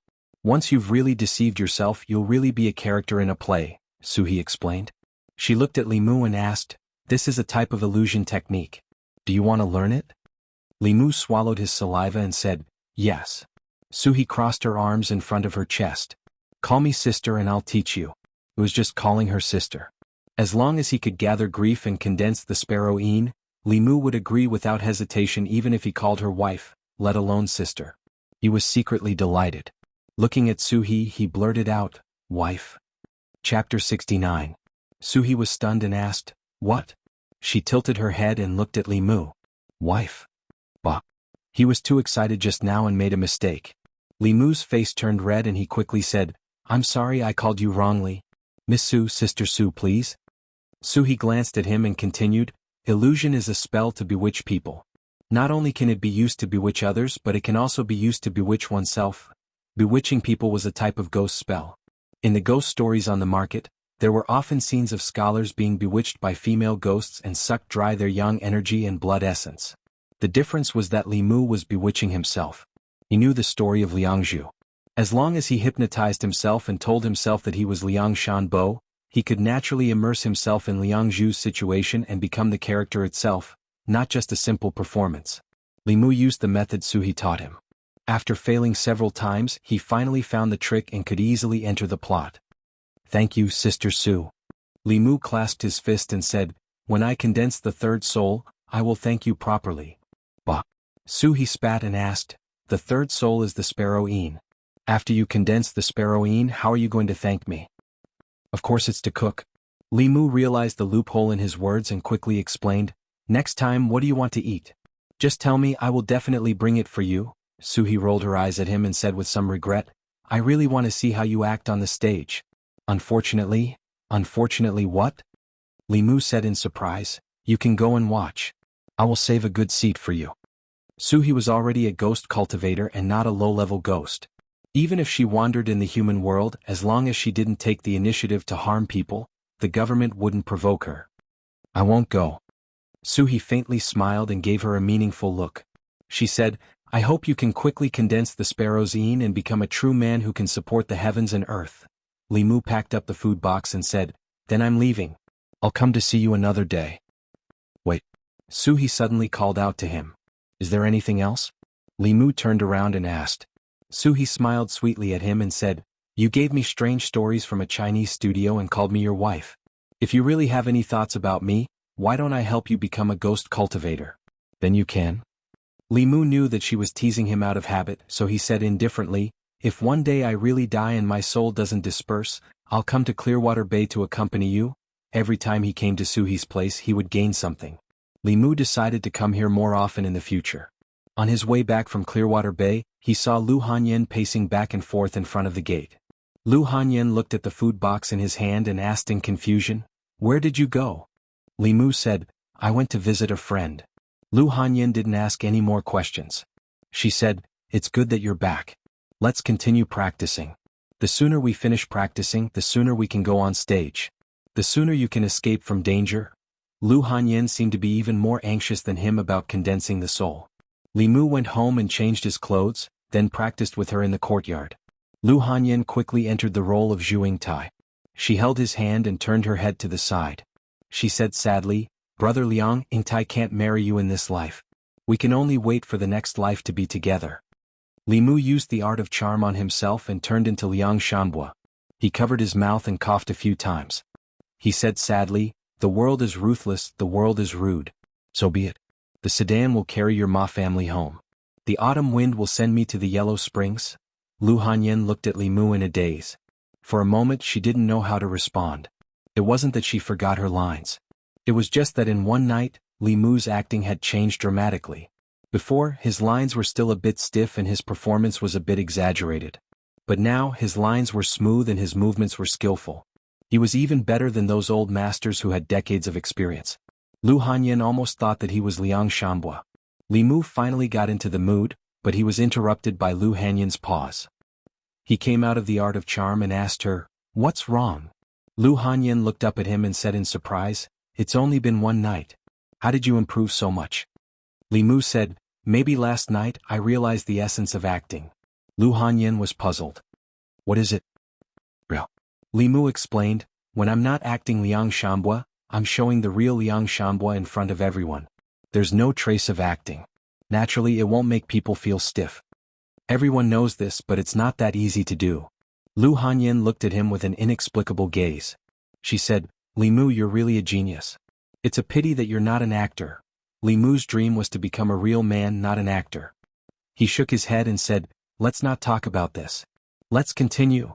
The people of Yangqiu County didn't have many entertainment activities on a daily basis. Those who had read books and knew a few words when they were bored, they could read all kinds of stories and novels to comfort their hearts. Most people could only drink tea, listen to stories or songs. Only those who lived a luxurious life were willing to spend a few more copper coins to go to the opera house to listen to opera. A group of guests walked in from outside the Yunyan Pavilion's opera house. The opera house released a new play today called Transforming into a Butterfly. Because the story of transforming into a butterfly had been popular in the tea house for a while, and later in the bookstore, most of the people of Jianghu County had heard about it from others even if they hadn't read it. Before releasing Transforming into a Butterfly, the opera house had done publicity a few days in advance. Many people who had heard the story of Transforming into a Butterfly had bought tickets a few days in advance, waiting to see the first performance of the new play. Two pitiful people. Why didn't they have a good ending? That Ma family is really a good for nothing. They're always trying to break up a couple. Liang Zhu transforms into a butterfly. It makes my heart ache. Even though they already knew the content of the story, the feelings generated from hearing it and seeing it were completely different. The actors acted out this poignant love story vividly, incisively and vividly. When they saw Uncle Shambua die of illness, Ingtai jump into the grave on the way to her wedding, and the two turn into butterflies and fly away, their hearts were filled with deep sorrow.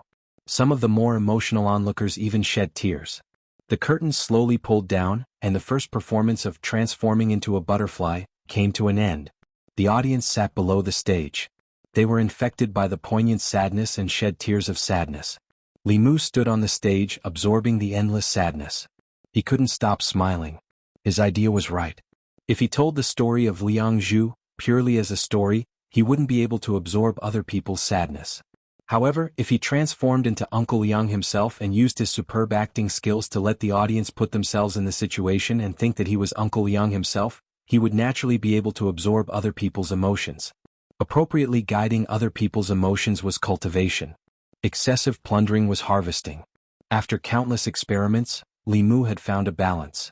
He could ensure that he didn't cause any harm to those people's bodies when he needed it. This way, as the number of guests increased, he would only need 10 days at most to accumulate enough sadness to condense the sparrow shade in one fell swoop. Transforming into a Butterfly was a popular story in Jianghu County. After Yunyan Pavilion moved it to the stage, guests flocked to it. Even though Yunyan Pavilion arranged 2 performances a day, it couldn't satisfy all the guests' needs.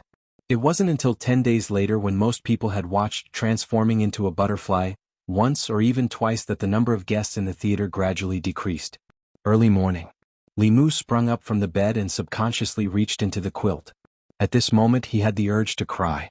In these 10 days he had asked for leave from Li Qing and performed 2 performances a day with Lu Hanyan, absorbing the emotions of hundreds and thousands of people.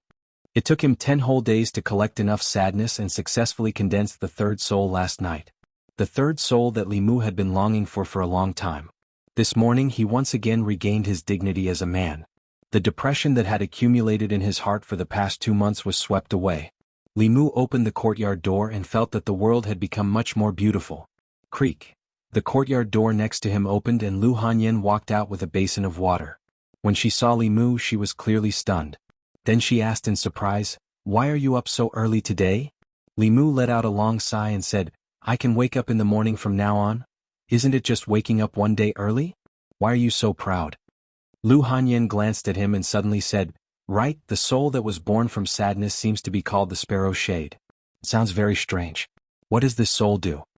Li Mu waved his hand and said, "You're a girl. Why are you asking so much?" Chapter 70. In less than 3 months, Li Mu had already condensed 3 spirits. 4 of the 7 spirits. Within half a year he would not die because of the decay of the body.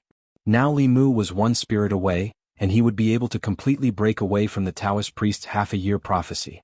The first 3 spirits had already been condensed. The last 4 spirits were related to fear, love, evil, and lust. Li Mu carefully thought about it and first eliminated love and lust. Condensing a spirit required a huge amount of emotions, at least hundreds or even thousands of people. Even if Li Mu was confident in his face, it was impossible to make so many women fall in love with him at the same time. Reducing the quantity and increasing the quality was a good idea.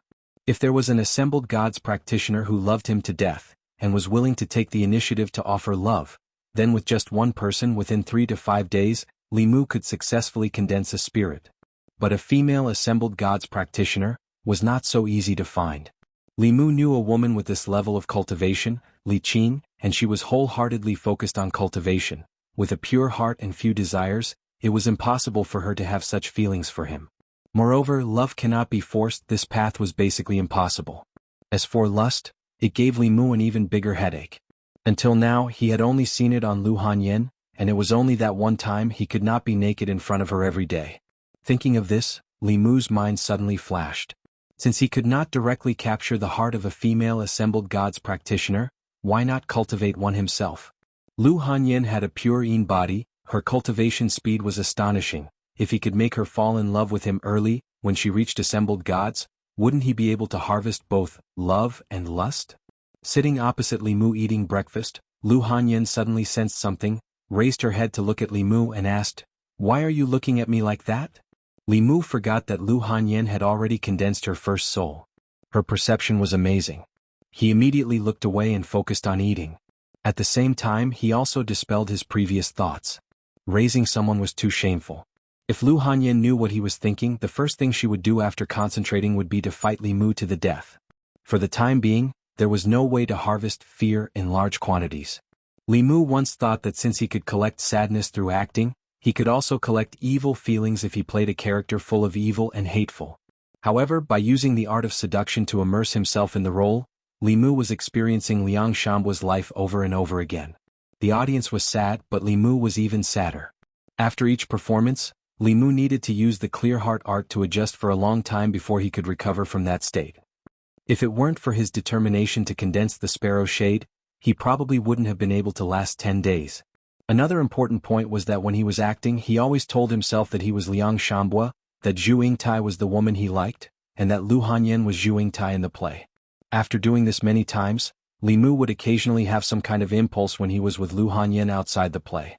If he used this method to play someone else, Li Mu was worried that he would really have schizophrenia and be unable to distinguish between the play and the play. At that time, although the 7 souls would be condensed, he would also go crazy. After breakfast, Li Mu slowly walked to the county government. In the past 10 days, in order to collect sadness, he had been at the theater and hadn't gone to the government office even once. If he didn't go now, he was afraid that he wouldn't be able to suppress Li Qing. In the government office, Constable Zhou first helped Li Mu cancel his leave and said, "I heard from Miss Qing that you're sick. How are you? Are you feeling better?" "Much better." Li Mu smiled and didn't say much. He asked, "Where's the boss?"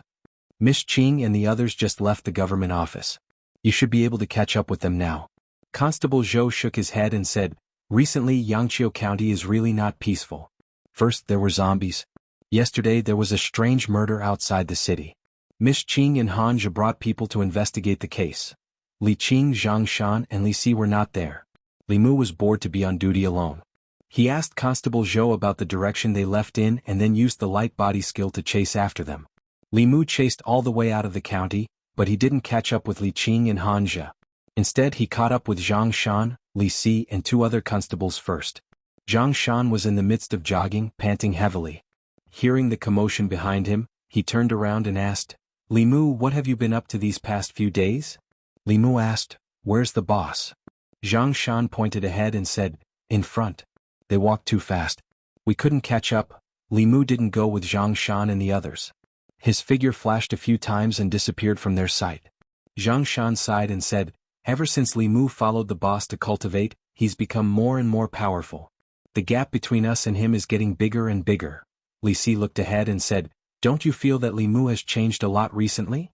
Zhang Shan nodded and said, "He has changed a lot. He has become bolder. In the past he was even more timid than me.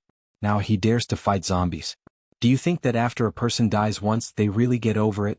Li Si glanced at him and said, "I haven't died before. How would I know?" Li Mu ran for a while and saw 2 figures in front of him from afar. Li Qing and Hanja stood on the mountain path. 2 corpses were placed on the side of the mountain path. Hanja glanced at Li Mu and looked away. Li Qing bent down and checked the 2 corpses.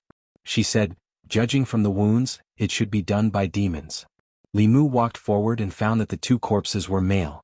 One was about 40 years old and the other looked only 20 years old.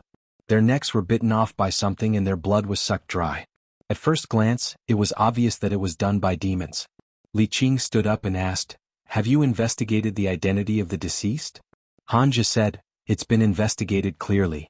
They are the father and son of a hunter in this mountain. 2 days ago they went hunting in the mountain. This morning, their bodies were found by a woodcutter who immediately came to the county office to report the case. Li Qing thought for a moment and asked, "Has the woodcutter investigated it?" Hanja nodded and said, "I checked with a magic item. There is no problem." He turned to look at the two corpses on the ground and said, "There is no trace of the demon at the scene. How should we investigate it?" When the county government investigated a case, there must be clues. For example, in the case of the weasel, it could be easily tracked down with a fulu based on the hair it left at the scene. In the case of the zombie in Jianghu village, as long as one knew the habits of the zombie, they could also wait for the zombie to walk into the trap. There was no clue to investigate such a case without any clues. We can only start by investigating the nearby demons. Li Qing took out a demon-seeking talisman and threw it into the air. The fulu floated in the air, swaying left and right. After a while it floated down again. Hanja shook his head and said, "There is no response from the demon-seeking talisman. There is no demon within a radius of 5 kilometers. It seems that the demon has already run away." Taoism had many magical spells that could be used in the process of investigating a case. For example, the shopkeeper of the Four Seas bookstore. Even if he had denied it before, after being checked by the Jianghu County magistrates, he still told the truth. According to the clues left at the scene of the crime, using the fulu or magic to find the murderer was a common method to solve a case. Even so, the county government still couldn't solve most of the cases every year. Li Mu's gaze swept past the two corpses. Soon, he shifted his gaze back with a doubtful look on his face. His heavenly eye could see through the 7 spirits of people. He couldn't see through Li Qing and Hanja because they had already refined the 7 spirits. There was no reason why they couldn't see through these two ordinary people. The only possibility was that the 7 spirits of these two corpses had already dissipated. After a person died, the 3 spiritual souls would dissipate immediately. However, it would take 7 days for the 7 spirits to dissipate. Even if the hunters had been killed for 2 days, there should be at least 5 spirits left. However, when Li Mu checked with his heavenly eye, he found that there was not a single spirit left in the 2. He thought for a moment and looked at Li Qing. He asked, "Boss, when a demon sucks the essence and blood of a human, will it also suck away the 7 spirits?" Li Qing shook her head and said, "No, the 7 spirits belong to the physical body. If a low-level demon wants to obtain the spirit of a human, it will have to eat the human as blood food." Li Mu pointed at the 2 corpses and asked in confusion, "Then why are their 7 spirits gone?" Li Qing looked at him and asked in confusion, "You can see the 7 spirits of a human?" The 7 spirits were different from the 3 spiritual souls. Even a cultivator in the 3 middle realms might not be able to see through them at a glance. With Li Qing's cultivation in the spirit realm, she couldn't do this. Li Mu nodded and said, "I once learned a magical ability by accident. It can see through a person's 3 spiritual souls and 7 spirits." He glanced at Hanja and walked to Li Qing's side. He whispered a few words in her ear. Hanja really wanted to know what this magical ability was, but Li Mu clearly didn't want him to hear. He could only stand far away. The heavenly eye was only a magical use of mana. After Li Qing used the method Li Mu taught her, she looked at Li Mu. She saw that his body was flashing red, gray and white. She asked in surprise, "You've condensed the sparrow Yin?" Li Mu nodded and said, "I just condensed it last night." Li Qing looked again at the 2 corpses on the ground. As expected, not only were their 3 spiritual souls gone, even their 7 spirits were gone. Her expression became serious and she said, "This is not a simple case of a demon harming a human.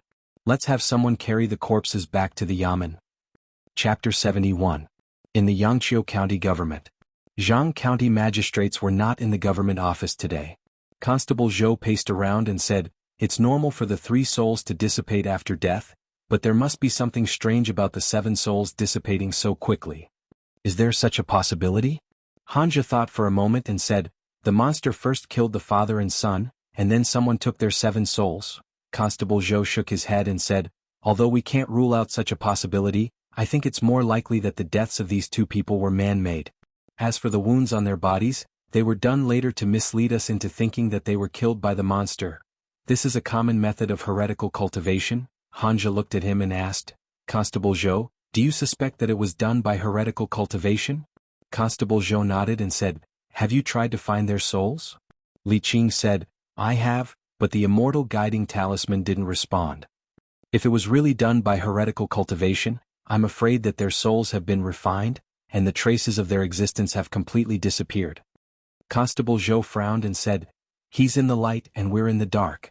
Unless he makes a move next time, we can't grasp his movements at all. This case is troublesome. Not necessarily. A voice came from the door. Old Wang leaned against the door frame and said, "A person's soul doesn't dissipate so quickly. Even if it has been refined, it can still be sensed by the Fulu after a short time. However, at this time we can't use the ordinary Fulu?" Constable Zhou asked doubtfully.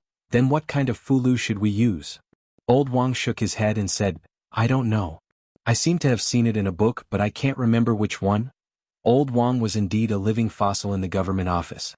After more than 2 hours of rummaging through the bookshelves in his duty room, he actually found an obscure Taoist book. The nameless Fulu was recorded in this obscure Taoist book. Unlike the immortal guiding talisman, this Fulu didn't need a living soul to guide it. As long as there was a trace of the deceased soul, the Fulu would be able to sense it. Of course, the prerequisite was that the trace of soul was within the Fulu's sensing range. In addition, the Fulu was a mid-level Fulu, and it required cultivation above the realm to complete the talisman. Constable Zhou looked at Li Qing and said, "In the government office, only you and Lord Jiang are at the third realm. Lord Jiang isn't here, so I'll have to trouble Miss Qing with the talisman?" Hanja looked at the Fulu and frowned. The Fulu's talisman is too complicated. Without a few days of effort, it's impossible to learn it. By that time, their remaining soul would have dissipated long ago. Li Qing didn't say much. She nodded and said, "Take a few strands of their hair and prepare the talisman materials. I'll try." Hanja and Constable Zhou didn't have much hope. Only Li Mu had full confidence in Li Qing. The more complex the Fulu's talisman was, the harder it was to inscribe. Due to the need to imbue the talisman with transcendence energy, the difficulty of completing the talisman would increase exponentially. However, with the heart-calming mantra, this level of Fulu was nothing at all. Li Qing carefully studied the Fulu's talisman. After a while she put down the book. She picked up the brush and dipped it in cinnabar. She closed her eyes for a moment and slowly opened them. Li Mu saw the tip of the brush dancing on the talisman paper like flowing water. In a flash, a Fulu was formed in Li Qing's hands. Li Qing put down the brush and said, "It's done." "So fast? You succeeded?" Constable Zhou's face was full of disbelief. Hanja even opened his eyes wide. As a disciple of the Fulu school, he knew better than anyone how difficult it was to draw the Fulu just now. How could someone succeed in one try? He pursed his lips and looked at Li Qing and asked, "Miss Qing, have you learned this Fulu before?" "No." Li Qing didn't explain too much. She drew another Fulu with no name. She folded the two Fulu into the shape of a paper crane and threw it into the air. The two paper cranes floated in the air and danced above everyone's heads. Seeing that the paper cranes didn't have any intention of leaving, Constable Zhou sighed and shook his head, saying, "It seems," before his voice fell, the two paper cranes drew an arc and suddenly flew out of the county office. "It really works." A trace of joy appeared on Constable Zhou's face. He said, "You guys follow it quickly." Constable Zhou stayed in the county office. Li Mu, Li Qing and Hanja followed the paper cranes out of the county office. Generally speaking, those who took people's souls for cultivation were heretical cultivation in the soul refining or soul condensing realm. Only cultivators in these two realms had such a great desire for other people's souls and boldness. Although the souls of mortals were also useful for high-level cultivators, except for those with pure yang or pure yin physiques like Li Mu or Lu Hanyan, ordinary souls needed to reach a large number to be helpful to their cultivation. Those who chose ordinary people alone were generally not very strong. The paper cranes flew out of the county office and traveled through the county at an extremely fast speed. The paper cranes didn't have life and naturally didn't have spiritual intelligence. They only knew how to fly in a straight line in the air. If Li Mu's light body technique hadn't reached a small success and could walk on the roof, he might not have been able to keep up with Li Qing and Hanja's footsteps. The paper cranes flew for a quarter of an hour and then disappeared into a courtyard with a tall gate. Li Mu landed in front of the courtyard. He looked up and saw the plaque in front of the gate with the words, "Ren Mansion" written in gold. Great Zhou's law stipulated that officials couldn't easily break into private residences. Hanja went forward and knocked on the door. Very quickly, a servant of the Ren Mansion poked his head out and said impatiently, "What are you doing?" Hanja looked at him coldly and said, "We suspect that your mansion is harboring important criminals. Immediately open the door for a search." When the servant saw that the people outside were officials, he hurriedly ran back. Hanja pushed the door open and entered. Li Qing and Li Mu followed behind him and walked out. Just as they entered the Ren residence, someone ran out from the back of the residence and said in a panic, "My lord, I was in the wrong the previous time. But you have beaten me and punished me. My Four Seas bookstore has even closed down. Why are you still here?" Li Mu was also a little surprised to see the shopkeeper of the Four Seas bookstore. "Shopkeeper Ren." Hanja obviously recognized him and asked, "Is this your home?" "It's this commoner's residence." Shopkeeper Ren nodded his head repeatedly and asked with a bitter face, "My lords, what is the matter this time? This commoner has been obediently staying at home these days and hasn't even left the house." Li Qing looked ahead and said, "Inside. A serious criminal escaped here. Wait for us to search first." Hanja said to Shopkeeper Ren and strode inside. "A serious criminal?" When Shopkeeper Ren heard this, his expression changed and he immediately said, "My lord, you must search carefully. Don't miss anything." In the deepest part of the Ren mansion, in front of a single courtyard, the courtyard door was tightly shut. 2 paper cranes were fluttering in front of the courtyard door. Li Qing waved her hand and the 2 paper cranes flew back into her sleeve. Hanja stood at the courtyard door and asked, "Who lives here?" Shopkeeper Ren said honestly, "It's my son. He just became the disciple of an immortal master a few days ago and has been cultivating at home. The criminal shouldn't have run here." Hanja walked forward and said, "Let's go in and take a look." Creak. The courtyard door was pushed open from the inside and a young man walked out of the courtyard. The young man had a handsome face and fair skin. He held a black cat in his arms and stood at the courtyard door. He looked at Li Mu and the other 2 and asked, "My lords, is there anything I can help you with?" The next moment 2 paper cranes flew out from Li Qing's sleeve and kept circling above the young man's head. Fu Lu had a reaction, which meant that this young man was the heretical Cultivation who refined the souls of the 2 victims. Hanja pulled out his knife and said angrily, "So it's you?" The young man's expression changed for the first time. He threw down the black cat in his arms and retreated into the courtyard. The courtyard door was suddenly closed. "Be careful." When Hanja was about to chase after him, Li Mu reminded him and kicked Hanja's butt. Hanja staggered and fell to the side. Meow. A black shadow flashed in front of his eyes. Hanja only felt pain on his face. He reached out and touched his face. A few bloody marks immediately appeared on his fingers. After the black cat was thrown to the ground by the young man, it suddenly bounced up. If not for Li Mu's kick, Hanja's eyes would have been scratched out. The black cat's claws missed and it turned to attack Li Mu. Whoosh! A sword light flashed in front of Li Mu's eyes. The black cat screamed and its body was cut into 2 pieces. The 2 pieces of the cat's body fell to the ground. Li Qing simply put away her sword. The 3 of them walked into the courtyard. The young man stood in the middle of the courtyard and made a hand seal. Li Mu suddenly blacked out and couldn't see anything. "Array!" The next moment he heard Hanja's exclamation. His eyes couldn't see anything and he couldn't tell the direction. He only felt that the surroundings were filled with ghostly aura and danger lurked everywhere. Li Mu didn't feel safe at all. He couldn't care less. After silently reciting the Heart Sutra, he saw light in front of him. Li Qing had seen this scene before, so she wasn't surprised. Buddha's light. Hanja was stunned at first. Then he looked at Li Mu in surprise and asked happily, "You became a monk?" Chapter 72. When did you become a monk? Which temple did you go to? Why didn't you shave your head? When did you shave your head? Are monks not allowed to marry?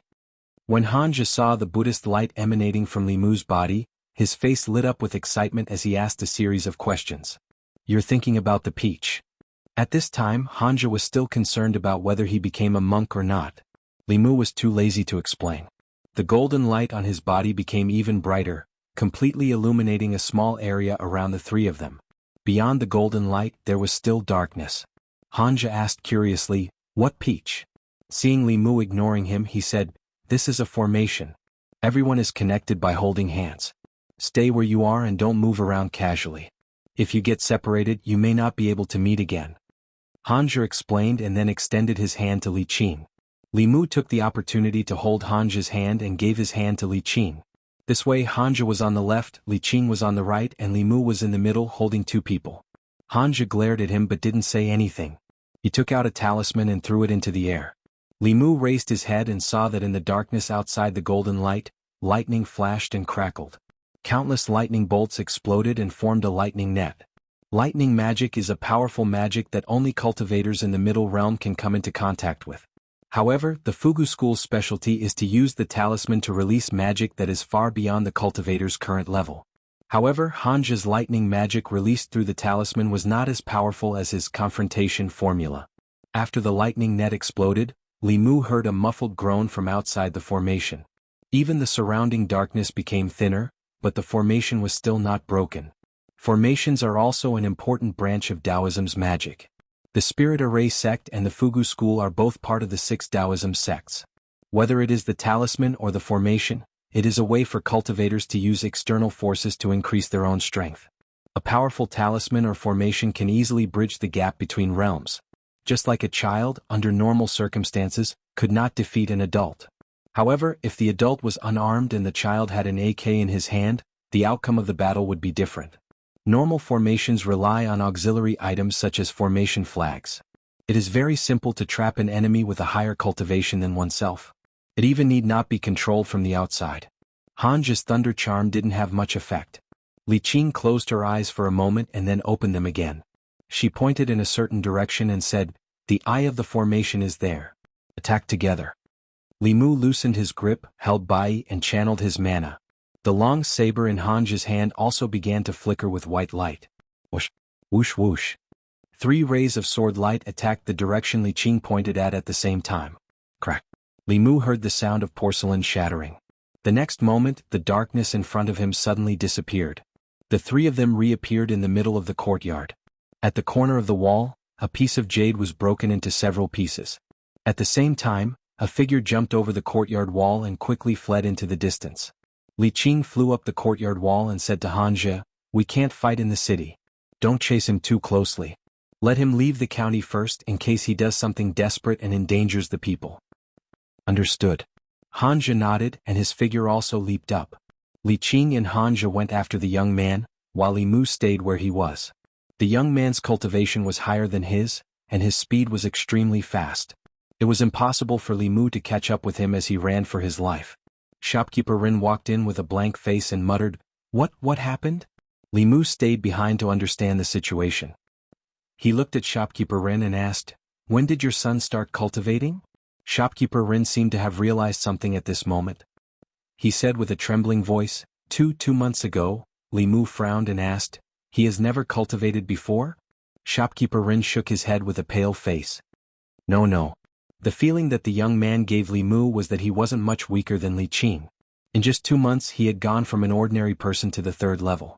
No matter how talented he was, it was impossible for him to achieve such a feat unless he had been taking shortcuts in the first 2 realms of spirit refining and spirit consolidating. The fastest shortcut in these 2 realms was to steal other people's souls to cultivate. In recent months, there had not been a large number of murders in Yangqiu County. However, it was certain that for this person to cultivate to such a realm, many people must have died in his hands. In 2 months, with the help of Li Qing and Yu Hanyun, Li Mu tried his best to condense 3 souls. This was already considered an extremely fast cultivation speed. As for Shopkeeper Ren's son, even if he had a large amount of soul power and courage, it was impossible for him to break through 2 realms in 3 months. There must be someone guiding him from behind. Li Mu looked at Shopkeeper Ren and asked in a deep voice, "This case is very important. How did he start cultivating? Tell me in detail." Shopkeeper Ren swallowed a mouthful of saliva and said nervously, "One day 2 months ago Yuana went out to play and met an immortal master. He said that the immortal master said that he had a wood elemental body and was very talented in cultivation. He asked Yuan if he was willing to cultivate with him. Yuan agreed at that time. After that Yuan came home and told me that I felt that cultivation was not a bad thing, so I agreed." Shopkeeper Ren looked at Li Mu in panic and asked, My lord, what happened?" Li Mu looked at him and said, "Your son killed many innocent people for his own cultivation." "That's impossible." Shopkeeper Ren trembled and hurriedly said, "My lord, you must be mistaken. Yuan has been timid since he was young. He didn't even dare to kill a chicken. How could he kill people? A timid person would not treat a cat demon in the embryonic transformation realm as a pet. He would also not set up a formation and flee after seeing Li Mu and the other 2. People would change, especially after they started cultivating. As their strength increased, their mentality would also undergo a huge change. Especially when he tried to cultivate with the souls of living people, he would completely become a heretical cultivation cultivator. He would view human lives as grass and human souls as tools for his cultivation. And according to Li Mu's guess, that so-called immortal master did not have the intention of taking in Ren Yuan as a disciple.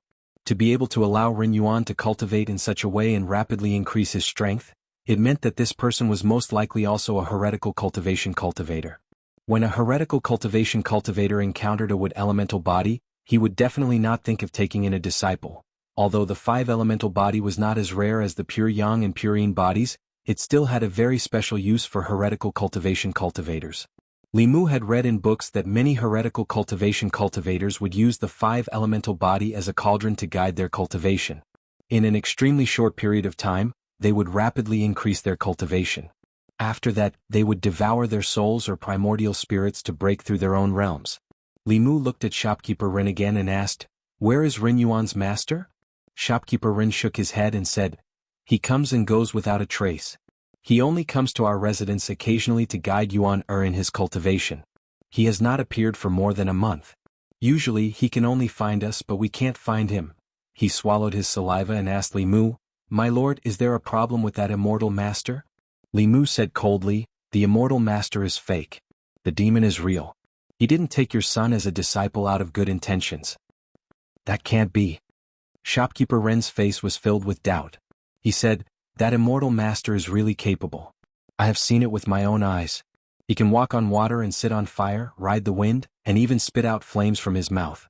He disappeared under my nose. Walk on water and sit on fire, ride the wind?" Li Mu's body trembled. He suddenly looked at shopkeeper Ren and asked, "What did you say? Walk on water, sit on fire, ride the wind, spit out flames, invisibility." These were all techniques that only transcendent cultivators could learn. He thought that the heretical cultivation cultivator was at most in the spirit condensation realm. He did not expect that he had already entered the middle realm. Li Qing was only in the 3rd realm of the spirit condensation realm, and Hanja was in the soul condensation realm. No matter what, they were no match for a middle realm cultivator. Chapter 73. Shopkeeper Ren was shocked by Li Mu. He nodded his head in a daze and said, "Not only me, when the immortal master demonstrated these supernatural powers, many servants were also there. If you don't believe me, you can ask them." Li Mu didn't have time to confirm. He picked up the paper crane on the ground and disappeared on the spot. He chased after Li Qing and Hanja. Ren Yuan had a supernatural realm master who had already entered the middle 3 realms. He was a master who could practice dozens of high-level supernatural powers. Even if they didn't meet Ren Yuan's master, Ren Yuan wouldn't be able to handle some of the things a cultivator in the middle 3 realms casually gave him. He had to remind them to be careful. Outside Yangqiu County in the wilderness, after running for a long time, Ren Yuan stopped. He turned around and looked at Li Qing and Hanja who were chasing after him. He said coldly, "How long do you plan to chase me?" Hanja breathed heavily. He bent down and pointed at him. He said loudly, "Everyone has the right to kill evil spirits and demons. Even if you run to the ends of the earth, you won't be able to escape." Ren Yuan's face darkened. He secretly crushed a jade stone in his hand. A white light flew out from the jade stone and disappeared into the distance in an instant. After doing this, he took out a black flag and threw it into the air. The flag exploded into a cloud of black fog and shrouded Hanja and Li Qing. It instantly enveloped the 2 of them. Hanja's hands formed a seal and he quickly chanted, "Wind comes out of Gen Horn, earthly soldier deployment, Sun Fang's road ahead, evil ferocious wind, urgent as the law command." A gust of wind suddenly appeared beside him. However, the black fog wasn't like ordinary fog. The wind made their clothes flutter, but it couldn't blow away the black fog. Hanja was helpless. He could only throw out another guiding thunder talisman. Lightning flashed in the black fog. This fog was obviously of the yin attribute. Under the lightning, it kept rolling and shrinking until it completely disappeared. Ren Yuan touched his bosom and threw out 2 more command flags. They turned into black fog and enveloped the 2 people once again. "He's stalling for time." In the black fog, Li Qing said in a low voice, "Although this person is in the assembled god stage, he doesn't seem to know much about Tao. Let's not waste any more time." Lightning flashed within the black fog once again, and Hanja's angry roars could be heard from time to time. A moment later, the black fog dispersed, revealing Hanja sitting cross-legged with black fog swirling around his face. Ren Yuan's complexion changed. He reached his hand into his bosom, but didn't take out the command flag. Li Qing looked at Ren Yuan and slowly walked towards him. Suddenly she stopped and her pupils shrank. A figure shrouded in a black robe appeared out of nowhere and stood quietly behind Ren Yuan. The black-robed man stood there quietly. His black robe tightly wrapped around his entire body, and his face was hidden under a cloud of black fog. His body did not emit any aura, but she felt an extreme sense of danger. Another one. Hanja stood up. The black fog on his face had disappeared. He looked at the black-robed man from afar and shouted, "Who are you, Master?" Looking back at the black-robed man, Ren Yuan was excited. He pointed at Li Qing and Hanja and said, "Kill them. I want to devour their souls." Hanja held his sword and sneered, "Then let's see if you have the ability." Li Mu followed the paper crane and ran all the way. Soon they left the county and came to a wilderness outside the city. Ren Yuan's body still had soul power that had not been refined. By following the paper crane they could find Ren Yuan and Li Qing. Li Mu saw Ren Yuan at a glance. He seemed to be injured and was meditating on the ground. Li Qing and Hanja were fighting with a figure shrouded in a black robe. Although it was called a battle, it was more like a game. Under Li Qing and Hanja's all-out attacks, the black-robed man only dodged. The swords in their hands could not even touch the corner of his clothes. Hanja retreated to the side, panting. After a short exchange, he already knew that they were far from being a match for this person. A trace of ruthlessness appeared in his eyes. He crossed his fingers and formed a hand seal. After doing all this, the magic power in his body was exhausted, and he collapsed to the ground. The power of heaven and earth fluctuated, and the image of an old man appeared in front of Hanja. The old man had white hair and a white beard. He wore a loose Taoist robe. After forming a sword seal with one hand, he waved his hand at the black-robed man, and an invisible sword chi slashed out. Clang. The black-robed man crossed his arms and resisted the invisible sword chi. His body retreated more than 10 feet before stopping. His sleeves were torn apart, and a faint blood stain appeared on his withered arms, which were exposed to the air, but it quickly disappeared. The black-robed man stood where he was and said in a hoarse voice, "The Fulu School's foundation is indeed deep. This Abhijna has already touched the edge of Taoist techniques." Hanja's expression was ugly. His heart had already sunk. This Abhijna was his strongest killing move. It was enough to kill a third-realm demonic ghost. However, the heretical cultivation in front of him had already reached the fourth realm. The gap in magic power could not be bridged even by Taoist techniques. Seeing that Hanja's Abhijna had no effect, Li Qing made a prompt decision. She grabbed Hanja's clothes by the back of his neck and retreated in an instant. When she reached Li Mu's side, she threw him a divine travel talisman and said quickly, "Let's go." Li Mu did not hesitate to stick the divine travel talisman on his body. At the same time, he raised his magic power to the limit and quickly fled in the direction they had come from with Li Qing. If it was a soul condensation or spirit condensation heretical cultivation, Li Mu could catch him off guard and give him a taste of thunder. However, the other's cultivation had already reached the middle realm. There was no other way but to run. Under normal circumstances, even if these heretical cultivation cultivators were full of evil, they would not easily kill cultivators of the Yamen. Whether it was the sects behind them or the imperial court, they were not people that these loose cultivators could offend. Li Mu stuck the divine travel talisman on his body. As he ran, he looked back. This glance made his heart skip a beat. His heart, which had just calmed down, was raised again. He saw that the black-robed man carrying Ren Yuan was actually chasing closely behind them. His speed was even faster than when they were using the divine travel talisman. At this speed, they would probably be caught before they could run back to the city. Li Mu made a prompt decision and said in a low voice, "This won't do. Split up and run." With his back to Li Qing, he formed a seal with his hand. With a boom, a bolt of thunder fell from the sky and struck the black-robed man in front of him. Although this attack did not hit him, it did stop his body. In this short pause, the three people in front of him had already fled in two different directions. The black-robed man did not think for long and chose a direction to pursue. Li Qing felt that the black-robed man's aura had disappeared. Her expression changed. She threw down Hanja and said, "Go back to the Yamen first." After saying this, she turned around and chased in the direction that Li Mu disappeared. Li Mu, who was running at high speed, felt the aura behind him quickly approaching. He used all of his Fa to increase his speed. After deciding to split up, he did not give Li Qing a chance to choose. He turned around and ran in a direction far away from the city. The black-robed man chasing after him was also within Li Mu's expectations.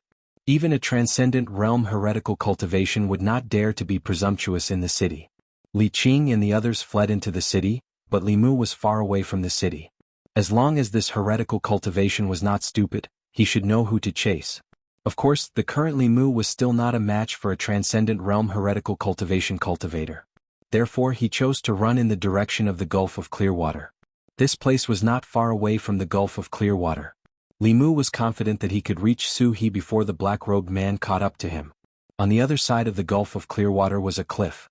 Ren Yuan, who was being carried by the black-robed man, looked at Li Mu, who was about to reach the bottom of the cliff, and said mockingly, "There's no road ahead.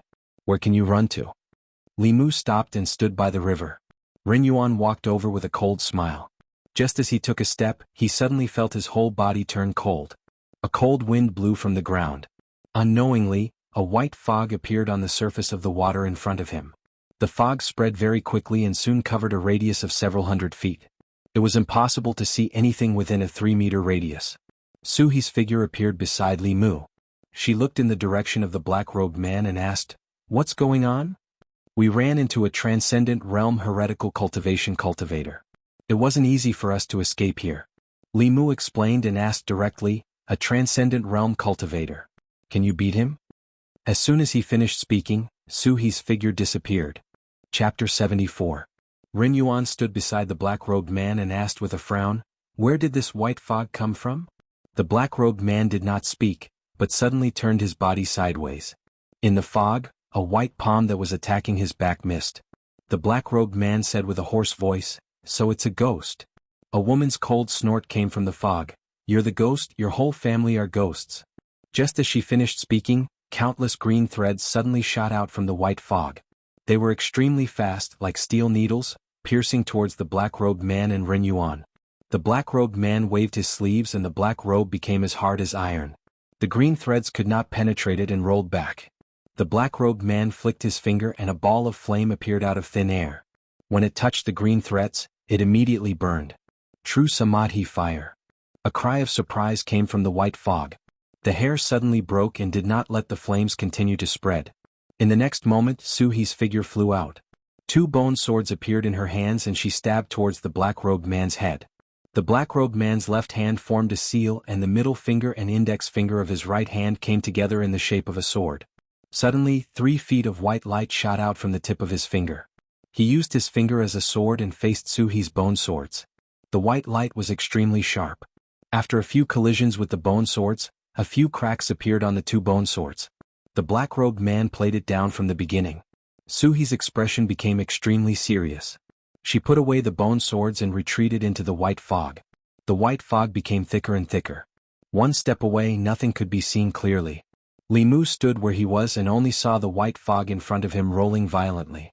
Occasionally, the sound of metal clashing could be heard, as well as waves of powerful mana fluctuations. After a while, the fog in front of him suddenly disappeared. Li Mu saw the black-robed man and Su He's palm collide. The black-robed man's body swayed and Su He's figure flew back. After landing, she kept retreating. Li Mu hurriedly went forward to support her, asking, "Are you okay?" Su He looked up at the black-robed man and her expression became unprecedentedly serious. She said in a low voice, "He's not an ordinary transcendent. He's much stronger than that monk and has many abilities to restrain me." Li Mu did not expect this heretical cultivation to be so powerful. His expression changed. He asked, "What do we do?" "I'm a soul, so I'll be restrained by him." Su He thought for a moment and said, "Let me borrow your body." Li Mu was stunned for a moment and asked, "How do I borrow it?" As soon as he finished speaking, he saw Su He's figure move and directly enter his body. At the same time, Su He's voice sounded in his mind, "Give your body to me first. Don't resist." Only then did Li Mu realize that he had been possessed by Su He. Ghosts were spiritual bodies. Those with high cultivation did not fear the 7 souls of humans. They could invade a person's body and control their actions. This was what people often called ghost possession. However, unlike ordinary ghost possession, Su He had only entered his body in order to borrow his body to unleash a remarkable ability that she, as a spirit, could not unleash.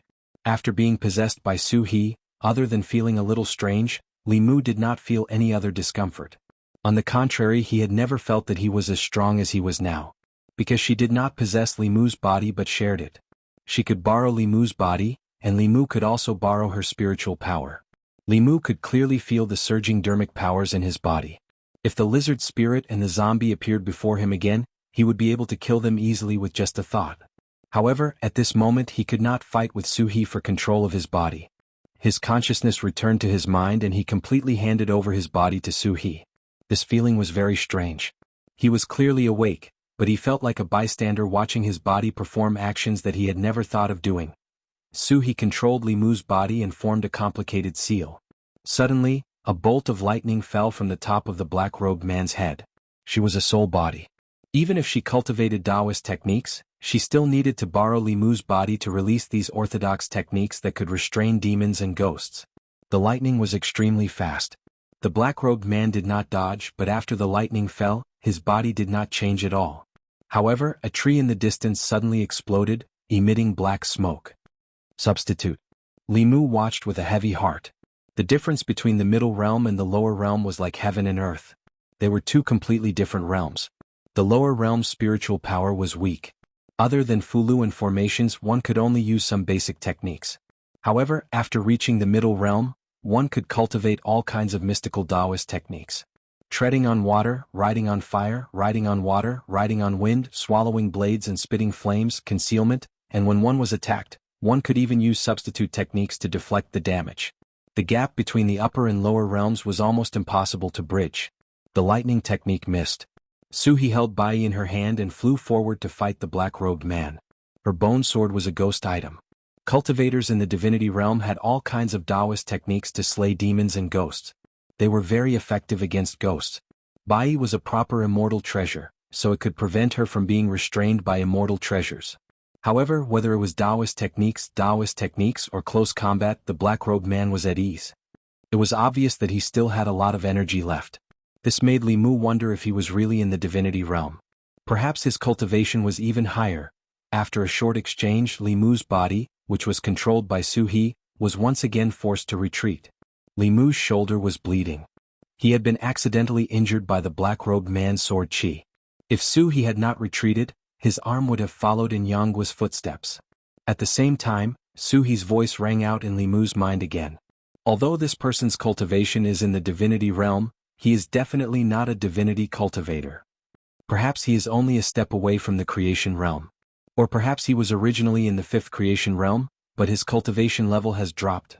We cannot defeat this person. I can only do my best to protect you. Li Mu understood what Su-he meant. Su-he could not defeat the black-robed man, but the other party could not win either. A battle of this level could not be easily decided in a short period of time. And this black-robed man from the start was only defending when he fought Li Qing and Han Zhe. Later on, although he chased after Li Mu, he did not use any Taoist techniques. When he fought with Su-he, he was also only defending and did not take the initiative to attack. Li Mu could not guess what this person was thinking, just like how he could not see his face under the black robe. He used his all-seeing eye with his current dermic powers. He could see that Ren Yuan was surrounded by resentment and evil aura, while the black-robed man was as calm as a pool of water.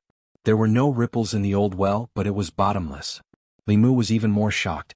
The dermic powers in his body were Su-he's dermic powers. Although Li Mu could not borrow all of it, it was enough to make his abilities infinitely close to the fourth realm. Even so, he could not see through this black-robed man. Wait. Li Mu was suddenly stunned. The dermic powers that he could use now were no weaker than the third realm of the congregate realm. If Su-he let go of her dermic powers and let Li Mu use them, wouldn't his current cultivation be at the fourth realm of the divinity realm? Wouldn't he not be much weaker than the black-robed man? A thought flashed through Li Mu's mind. He suddenly had a bold idea. His greatest flaw now was that his cultivation was too shallow and his dermic powers were insufficient. He could not use those powerful Taoist techniques. He wondered what it would be like to use Taoist techniques at the fourth realm of cultivation. Would he be able to use those Taoist techniques that he could not use because of his lack of cultivation in the past? No matter how powerful that black-robed man was, he was only at the fourth realm. When he only had the spirit-refining realm dermic powers, this black-robed man could crush him with one finger. Li Mu could only accept it. After being possessed by Su-he, he also had the cultivation of the fourth realm. If he could use Su-he's dermic powers, he would let this black-robed man know what true cruelty was. Chapter 75. In order to use Su-he's spiritual power, she had to completely let go of her mind. Li Mu did not know how to send a voice transmission to Su-he. He said directly, "Sister Su, release all your spiritual power. I will control the body." Su-he asked, "What are you trying to do?" "You will know in a while." After all, he had not tried it before. Li Mu was not very confident. He said, "If the situation is not right, you can take back control of the body." He did not reply, but Li Mu felt that he had regained control of the body. At the same time, he could control the vast spiritual power in his body. He looked at the black-robed man and formed the 6-ding jade maiden seal. He said silently, "Descend." Rumble. Li Mu heard a roar. Countless bolts of lightning descended from the black-robed man's head. Most of the thunderbolts were white, but there were also a few purple thunderbolts mixed in. In the blink of an eye, the black-robed man was submerged. Dust flew everywhere on the ground, and the thunderbolts blasted out a large charred pit. Ren Yuan was sent flying by the aftermath and fainted. The lightning dissipated. At the bottom of the pit, the black-robed man stood up shakily. The black robe on his body had been reduced to strips of cloth, sticking to his body. Some parts were still burning. A ball of black fog exploded from his body, completely enveloping his body. Only then did the lightning and fire on his body gradually dissipate. Li Mu could clearly feel that after one attack, the black-robed man's aura had weakened significantly. He changed his hand seal and said silently, "Army." Clang. The Bai sword was automatically unsheathed. It turned into a stream of light and instantly appeared above the black fog. The sword hummed and countless sword radiances intersected in the air, slashing towards the ball of black fog. With Li Mu's cultivation of the 3 spirits, he could only barely control the Bai sword from a distance. It was extremely slow and could not be maintained for long. However, Suhi's mana was more than 1,000 times more profound than his. At this moment, Li Mu controlled his sword with his will. He controlled his sword from a distance and streaks of sharp sword chi slashed into the black fog. The sound of metal clashing could be heard from the black fog. A moment later, the black fog dispersed, and the figure of the black-robed man appeared again. His clothes were ragged, and although he looked a little disheveled, when the sword chi slashed on his body, it only caused sparks to fly. It couldn't hurt him at all. Chi restriction. Li Mu's expression froze. He finally realized how difficult it was to deal with this black-robed man. The chi restriction technique was also a profound Taoist divine ability. After mastering it, one's physical body would be able to restrict water, fire, evil, and ghosts. If one cultivated it to a high level, they would be invulnerable to Dharma treasures. This physical divine ability was comparable to the golden body of the Buddhists. However, the chi restriction technique was the same as the body substitution technique. Even in the middle realm, it was a relatively powerful technique. It was difficult for ordinary cultivators to learn it. This little ability is still not enough. The black-robed man stood there, letting the sword chi slash at him. Although his voice was hoarse, it was quite calm. He didn't even have the intention to attack Li Mu. He just stood there quietly as if he wanted to test what other abilities he had. 2 of the 9 syllables mantra had been used. Li Mu hadn't mastered the 3rd fighting formula yet, so he couldn't use it rashly at this moment. He looked at the black-robed man and the spell in his hands changed again. He chanted in a low voice, "Heaven and earth are boundless, borrow the power of the universe. The power is born from the heart and it grows endlessly.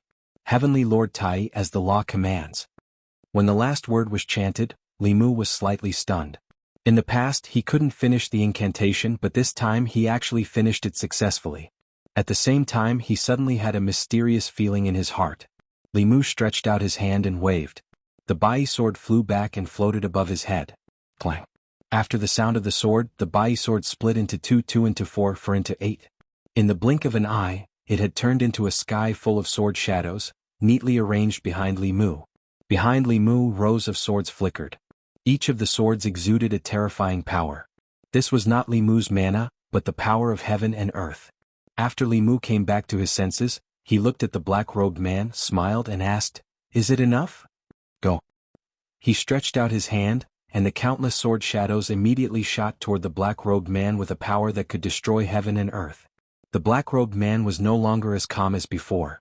He turned into a ray of flowing light and retreated rapidly into the distance. However, no matter how fast he couldn't be faster than the sword light. Countless sword light passed through his body, and his physical body was instantly destroyed. Just as his nascent spirit escaped, the sword shadows behind him arrived. He immediately followed in the footsteps of his physical body, turning into a ball of light and slowly dissipating. Is he dead? The battle ended in an instant. Li Mu stood where he was, lowering his head to look at his hand in a daze. The heretical cultivation of the transcendent realm that even Suhi could not defeat had been killed by him just like that. For a moment, Li Mu found it hard to believe. However, the surging mana in his body told him that he was no longer that soul-refining rookie, but had the strength to kill a transcendent realm cultivator. In the next moment, Suhi's figure walked out of Li Mu's body. Li Mu's body trembled, suddenly feeling extremely empty. Compared to now, he still preferred the feeling just now. Suhi looked at him, her eyes filled with deep meaning. She asked, "Just how many secrets do you have?" Li Mu smiled embarrassedly and said, "I'll tell you slowly in the future." If there was anyone in this world that Li Mu could trust, she was definitely one of them. Suhi did not pursue the matter. She looked in the direction where the black-robed man had been killed and frowned. She said, "That black-robed man was stronger than I imagined. If he was just an ordinary transcendent realm cultivator, he would have died under your first lightning strike." Li Mu asked, "Was he in the manifestation realm?" Suhi glanced at him and said, "After the middle three realms, each realm is a different heaven. If he was in the manifestation realm, our souls would have been scattered long ago." She looked at the place where the black-robed man's body and soul had dissipated and said, "Now that I think about it, even if he was not in the manifestation realm, he should have been just one step away. Even if I controlled your body, I would not have been able to defeat him. If he had used his full strength, you would have died and my soul would have been scattered. This time we were truly friends in life and death." Li Mu smiled and said, "No matter what realm he was in, he's already dead." Suhi thought for a moment and said, "There's something else that's very strange." Li Mu asked, "What is it?" Suhi said, "Your last strike just now, although it was powerful and could have destroyed his body in an instant, it should not have been able to destroy his soul." Although Suhi still had doubts, they had seen with their own eyes that the black-robed man had been completely reduced to ashes under Li Mu's 10,000 sword shadows. This could not have been fake. Li Mu had other things on his mind. He looked at Suhi and said, "Sister Su, try possessing my body again." Suhi looked up at him and asked, "The heretical cultivation is already dead. What else do you want?" Li Mu said, "I still want to try a strike and I need to borrow your mana." Suhi did not say anything. She took a step forward and re-entered Li Mu's body. Once again he felt the majestic mana surging in his body. Li Mu slowly closed his eyes and formed a seal with his hands. He said quietly, "Dao Ken." Just as he said these two words, Li Mu suddenly felt that his body was empty. Suhi's figure appeared in front of him again. She looked at him with a face full of fear and asked, "What kind of strike is this?" Li Mu was surprised. "What's wrong?" Suhi patted her full chest and said with lingering fear, "If you had continued reciting just now, my soul would have dispersed directly." Li Mu's expression changed slightly. It seemed that even though he had cultivated to the 4th level, he still could not control the power of the Tao Te Ching. He dismissed the idea of trying and said, "Sorry I almost harmed you." Suhi's eyes were still full of shock. She said in disbelief, "How can there be a strike that even a 4th-level cultivator cannot perform? If this technique is successfully activated, who knows how powerful it will be? If you forcefully activate it, you will definitely suffer a backlash. You must not try it so easily in the future." Li Mu nodded and said, "I know." Suhi suppressed the throbbing in her heart. She looked at the unconscious Ren Yuan and asked, "How should we deal with this person?"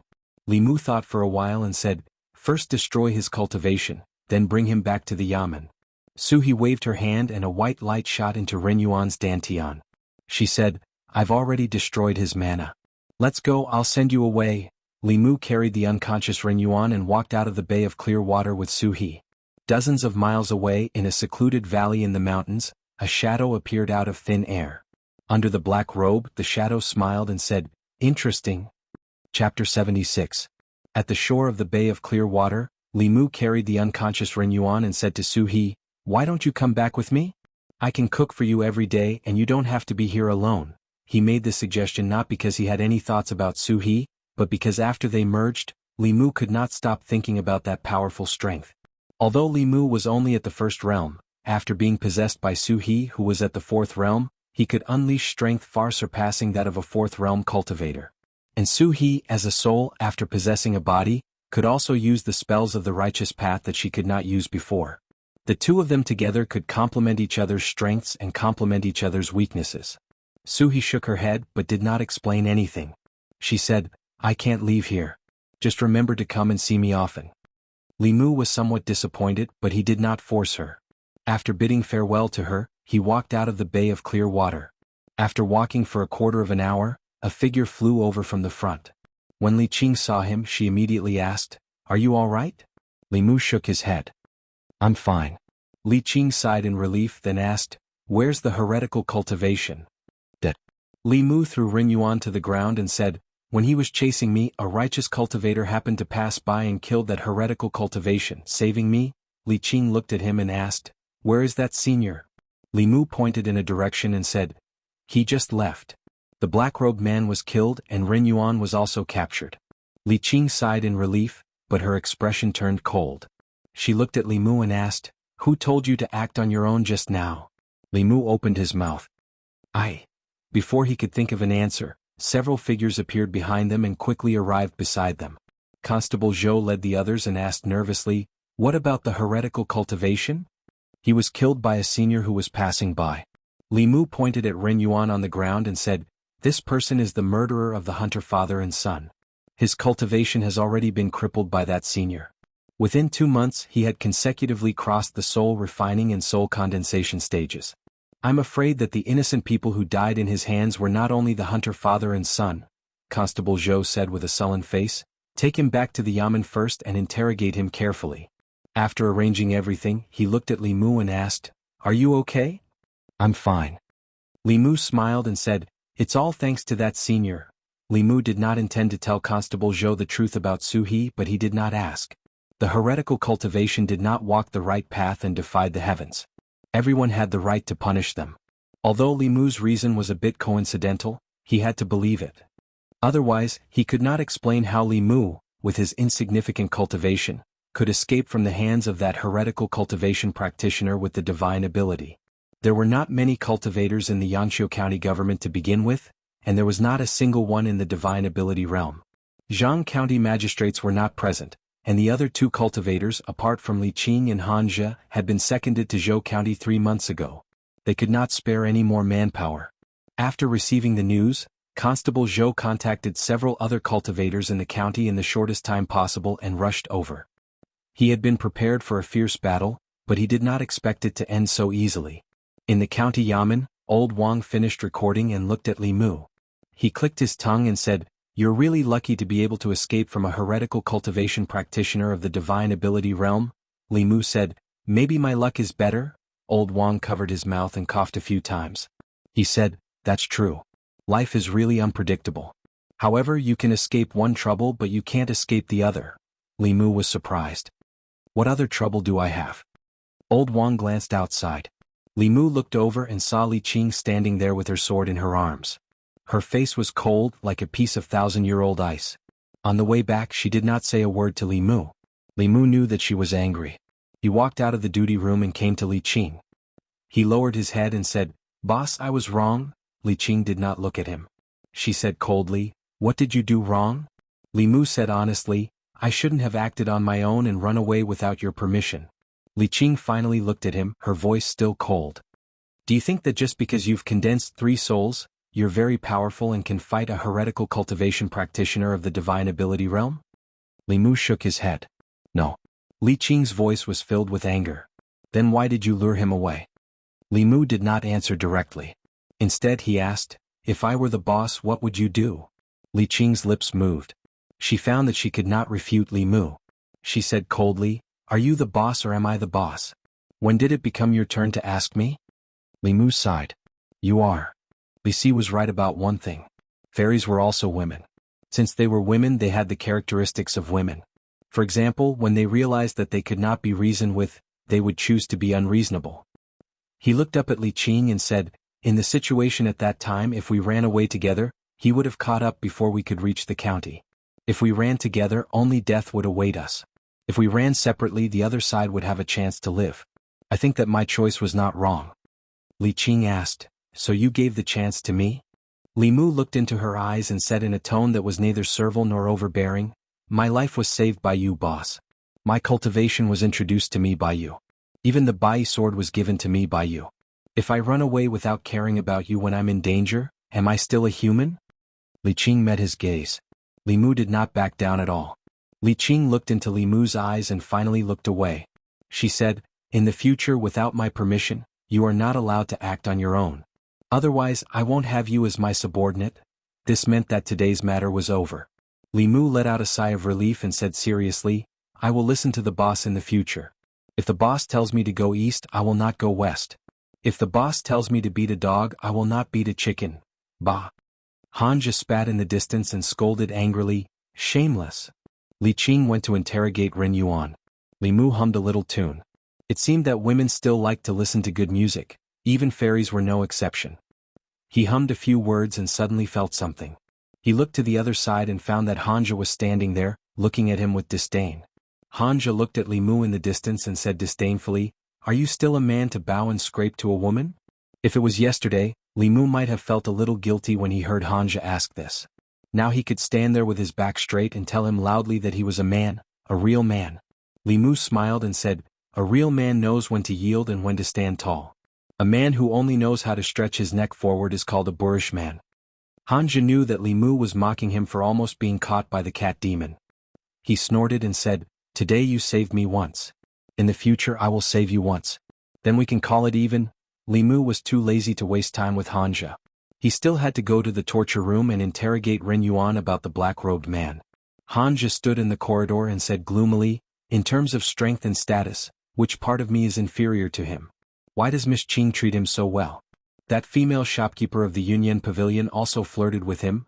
Old Wang poked his head out of the window and said, "Although you are stronger than him and have a higher status than him, there is one thing that you can't compare to him." Hanja turned his head to look at Old Wang and said unhappily, "What is it?" Old Wang said, "You are not as good-looking as him." Hanja snorted and said disdainfully, "Shallow?" Old Wang shook his head and retracted his head. He sighed and said, "These kids nowadays they have cultivated until they are stupid.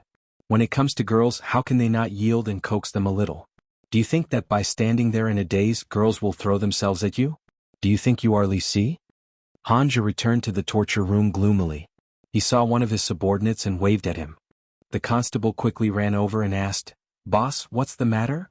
Hanja said, "I want to ask you something. Answer honestly." The constable immediately said, "Boss, please ask. I will answer honestly."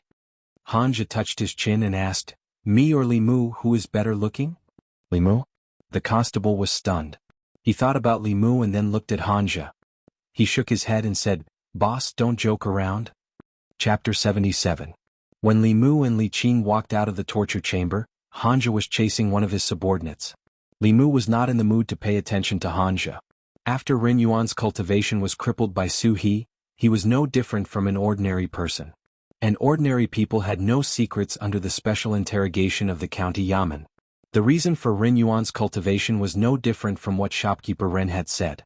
2 months ago when he went out to play he met a Taoist priest. The Taoist priest felt his bone structure and asked about his birth characters. Seeing that Ren Yuan had a rare wood elemental body, he had the idea of taking him in as a disciple. Ren Yuan did not believe it at first, but after the Taoist priest showed him some magical Taoist techniques, he immediately knelt down and kowtowed to take him in as a disciple. The Taoist priest was very attentive to Ren Yuan's cultivation. He often brought Ren Yuan deep into the mountains to kill some wisdom opening realm or embryonic transformation realm demons to extract their souls. As a result, Ren Yuan condensed 7 souls in half a month.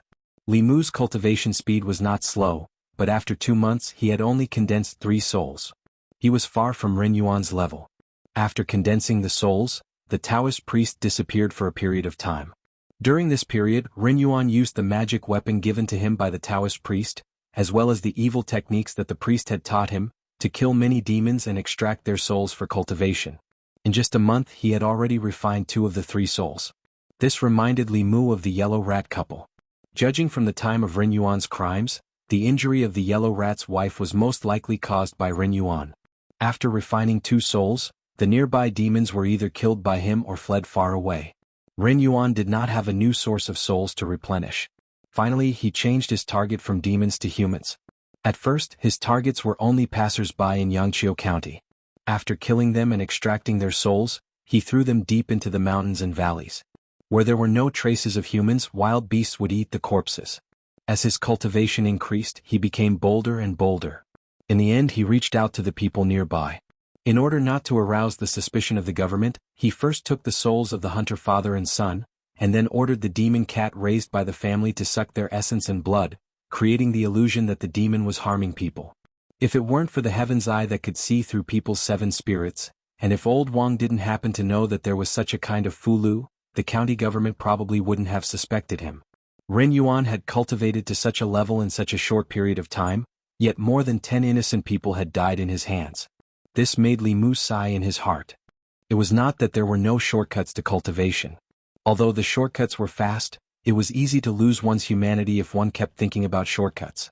The case had been closed. Old Wang was sorting out the case files related to the case in the guard room. When the Jianghu County magistrates came back, they would submit the files to the county town. After the county magistrates approved, Ren Yuan would definitely end up like Zhao Yong, dead in body and soul. Thinking about how Zhao Yong was chosen by the county magistrates because of the so-called fire elemental body, he finally did such an outrageous thing. If it weren't for the wood elemental body, Ren Yuan would never have come into contact with cultivation and would not have ended up like this in the end. Li Mu even thought of himself. However, he was different from Zhao Yong and Ren Yuan. Although he had a pure yang body, he did not do anything to harm people. However, he still suffered an unexpected disaster. He began to understand what Lu Hanyan meant when she said that he was a jinx. This kind of special body bestowed by the heavens was both a blessing and a curse for them. It was the same for the people around them. Old Wang shook his head and said, "Things in the world have always been like this. Blessings and misfortunes, misfortunes and blessings. Who can say for sure?" Li Mu sighed and slowly walked out of Old Wang's guard room. When he walked into the courtyard, he suddenly remembered something. If those people were all killed by Ren Yuan, then the black-robed man who was Ren Yuan's master was also guilty in the entire matter, but his crime did not warrant death. After he initiated Ren Yuan's cultivation, he never appeared again. The black-robed man only killed a few demons. Even if those demons did not commit any crimes or harm people's lives, the laws of the Great Zhou protected the people of the Great Zhou. They would never destroy someone's body and soul just because they killed a few more demons. Even if he had already stepped onto the path of cultivation and became an immortal master, in the eyes of ordinary people, Li Mu had never felt that he was high above and could casually take the lives of others. What if the black-robed man did not harm anyone? Thinking of this, Li Mu's heart suddenly throbbed inexplicably. This was a throbbing that he did not feel when he killed the dwarf and the lizard spirit. Following the throbbing of his heart, the mana in his body also became chaotic. Feeling the abnormal mana ripples in the courtyard, Hanja poked his head out of the guard room. Li Qing quickly walked out of the room. When she discovered the source of the mana ripples, her figure instantly appeared beside Li Mu. She asked worriedly, "What's wrong?" Li Mu shook his head. The throbbing in his heart became even more intense and the mana ripples in his body became even more intense. Hanja ran over and his expression changed. He said, "An inner demon." Li Qing's expression was extremely serious. She looked seriously at Li Mu and asked, "What are you thinking about?" Li Mu silently chanted the heart-cleansing mantra and the throbbing in his heart lessened greatly. He said in a low voice, "That black-robed man Ren Yuan's master, he did not kill anyone, that's it?" Hanja looked at him in surprise and said, "You wouldn't have developed an inner demon because of this, would you?" Li Mu, "If he did not harm anyone then that senior killed someone who should not have been killed. Just look at the matter of Ren Yuan. Although he was at fault, he did not deserve to die." Hanja looked at him with a strange gaze and said, "Kid, you are still too young. Do you know why the orthodox disciples of the 6 sects are not allowed to kill demons and extract their souls without permission?" "What? Desire?" Hanja looked at him and said, "If one's desire is moved, there is only the difference between 0 and countless times. What are those demons that have taken human form? For Ren Yuan's cultivation, the black-robed man could kill them without the slightest scruple. Do you think that after cultivating to the transcendent realm, he has not killed anyone himself? If he did not have the heart to harm others, why would he protect him and why would he chase after us?" Li Mu's heart palpitations slowly calmed down and his mana also calmed down. Hanja continued, "There is no end to desire. Cultivators who kill demons to extract their souls and refine their souls will eventually walk on 2 paths. The first is to exterminate demons and devils. They will search for demons that have done all kinds of evil and bring harm to the human world, kill them and extract their souls. The second is to be like Ren Yuan, who has taken a wrong path and completely fallen into the evil path. He will become an evil cultivator and harm the human world." Hanja patted Li Mu's shoulder and sighed, "Although you have not seen much, your temperament is not bad. Otherwise you would not have developed such an inner demon. The job of constable is very suitable for you. That black-robed man was able to cultivate Ren Yuan. He must be a heretical cultivation cultivator himself. He deserved to die, so there is no need to pity him. In the process of cultivation, the inner demon is everywhere. If you cannot subdue it, your future cultivation will be more difficult and you may even fall into the evil path. Li Qing comforted Li Mu and said, "Come back to the duty room with me, I will help you calm your mana." Hanja immediately said, "Miss Qing, you should rest. Let me calm him down." "My mana has already recovered." Li Qing shook her head and said, "He is my subordinate, let me do it myself." Seeing Li Qing and Li Mu walk into the duty room, Hanja's face was filled with annoyance. After a moment, his eyes turned and he came to another room. Constable Zhou was reviewing files. He raised his head and asked, "Constable Han, is there anything I can help you with?" Hanja walked in front of him and said, "Constable Zhou, Li Mu has also stepped into cultivation. According to the usual practice, can he be promoted to constable?" In the county government, Constable Zhou was the chief constable, Hanja and Li Qing were sub-constables. Once a constable was promoted to a sub-constable, he would be like Hanja, a small leader with 3 constables under his command. Constable Zhou looked at him and said in surprise, "Why did you suddenly mention this?" Hanja smiled and said, "I am thinking for Li Mu. If he is promoted to constable, his monthly salary will be higher." Constable Zhou thought for a moment and shook his head. "Li Mu has only been cultivating for a few days. At least wait until he condenses his soul." In the duty room, Li Mu and Li Qing's palms touched. After a while, Li Qing took back her hand. Li Mu said, "Thank you, Chief." Li Qing didn't stand on ceremony. She just looked at him and said, "The path of cultivation is extremely difficult. Inner demons often appear. You have to recite the mind-clearing formula you taught me often." Li Mu nodded and said, "I know." It was also the first time he had experienced the horror of inner demons. Li Mu only had a trace of doubt in his heart, but it was infinitely magnified and even affected his basic judgment. If it weren't for Hanja and Li Qing, Li Mu's cultivation in the future would be very difficult. At this time, Hanja came in from outside and threw a jade stone to Li Mu, saying, "This is for you." Li Mu took the jade stone and asked, "What is this?" Hanja said, "In the past few months I have collected courage from killing demons. You saved me once. Take it as a return of the favor." Since Hanja said so, Li Mu couldn't refuse. He took the jade stone and said, "Thank you, you are welcome." Hanja's face showed a trace of pain. He gritted his teeth and waved his hand, telling Li Mu, "Cultivate well and try to condense your soul as soon as possible." Chapter 78. Pure soul power and courage were extremely attractive to cultivators. Cultivators in the soul refining and soul condensing realms could use them to quickly break through realms.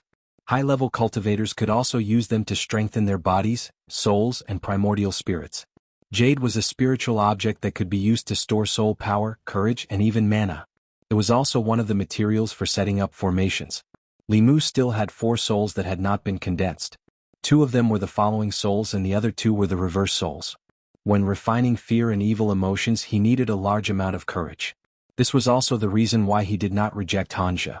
After a fierce battle and almost being invaded by the heart demon, Li Mu spent the entire afternoon in the duty room to adjust his breathing. He only returned when the yamen was closed. Today was another day outside. He did not know what Wanwan ate for lunch. Li Mu walked on the street. From afar he saw Wanwan sitting on the steps of the door, playing happily with a puppy. The puppy circled around her. Every time Wanwan wanted to hug it, it would quickly run away. Occasionally people passing by would look at her with strange eyes. Li Mu guessed correctly.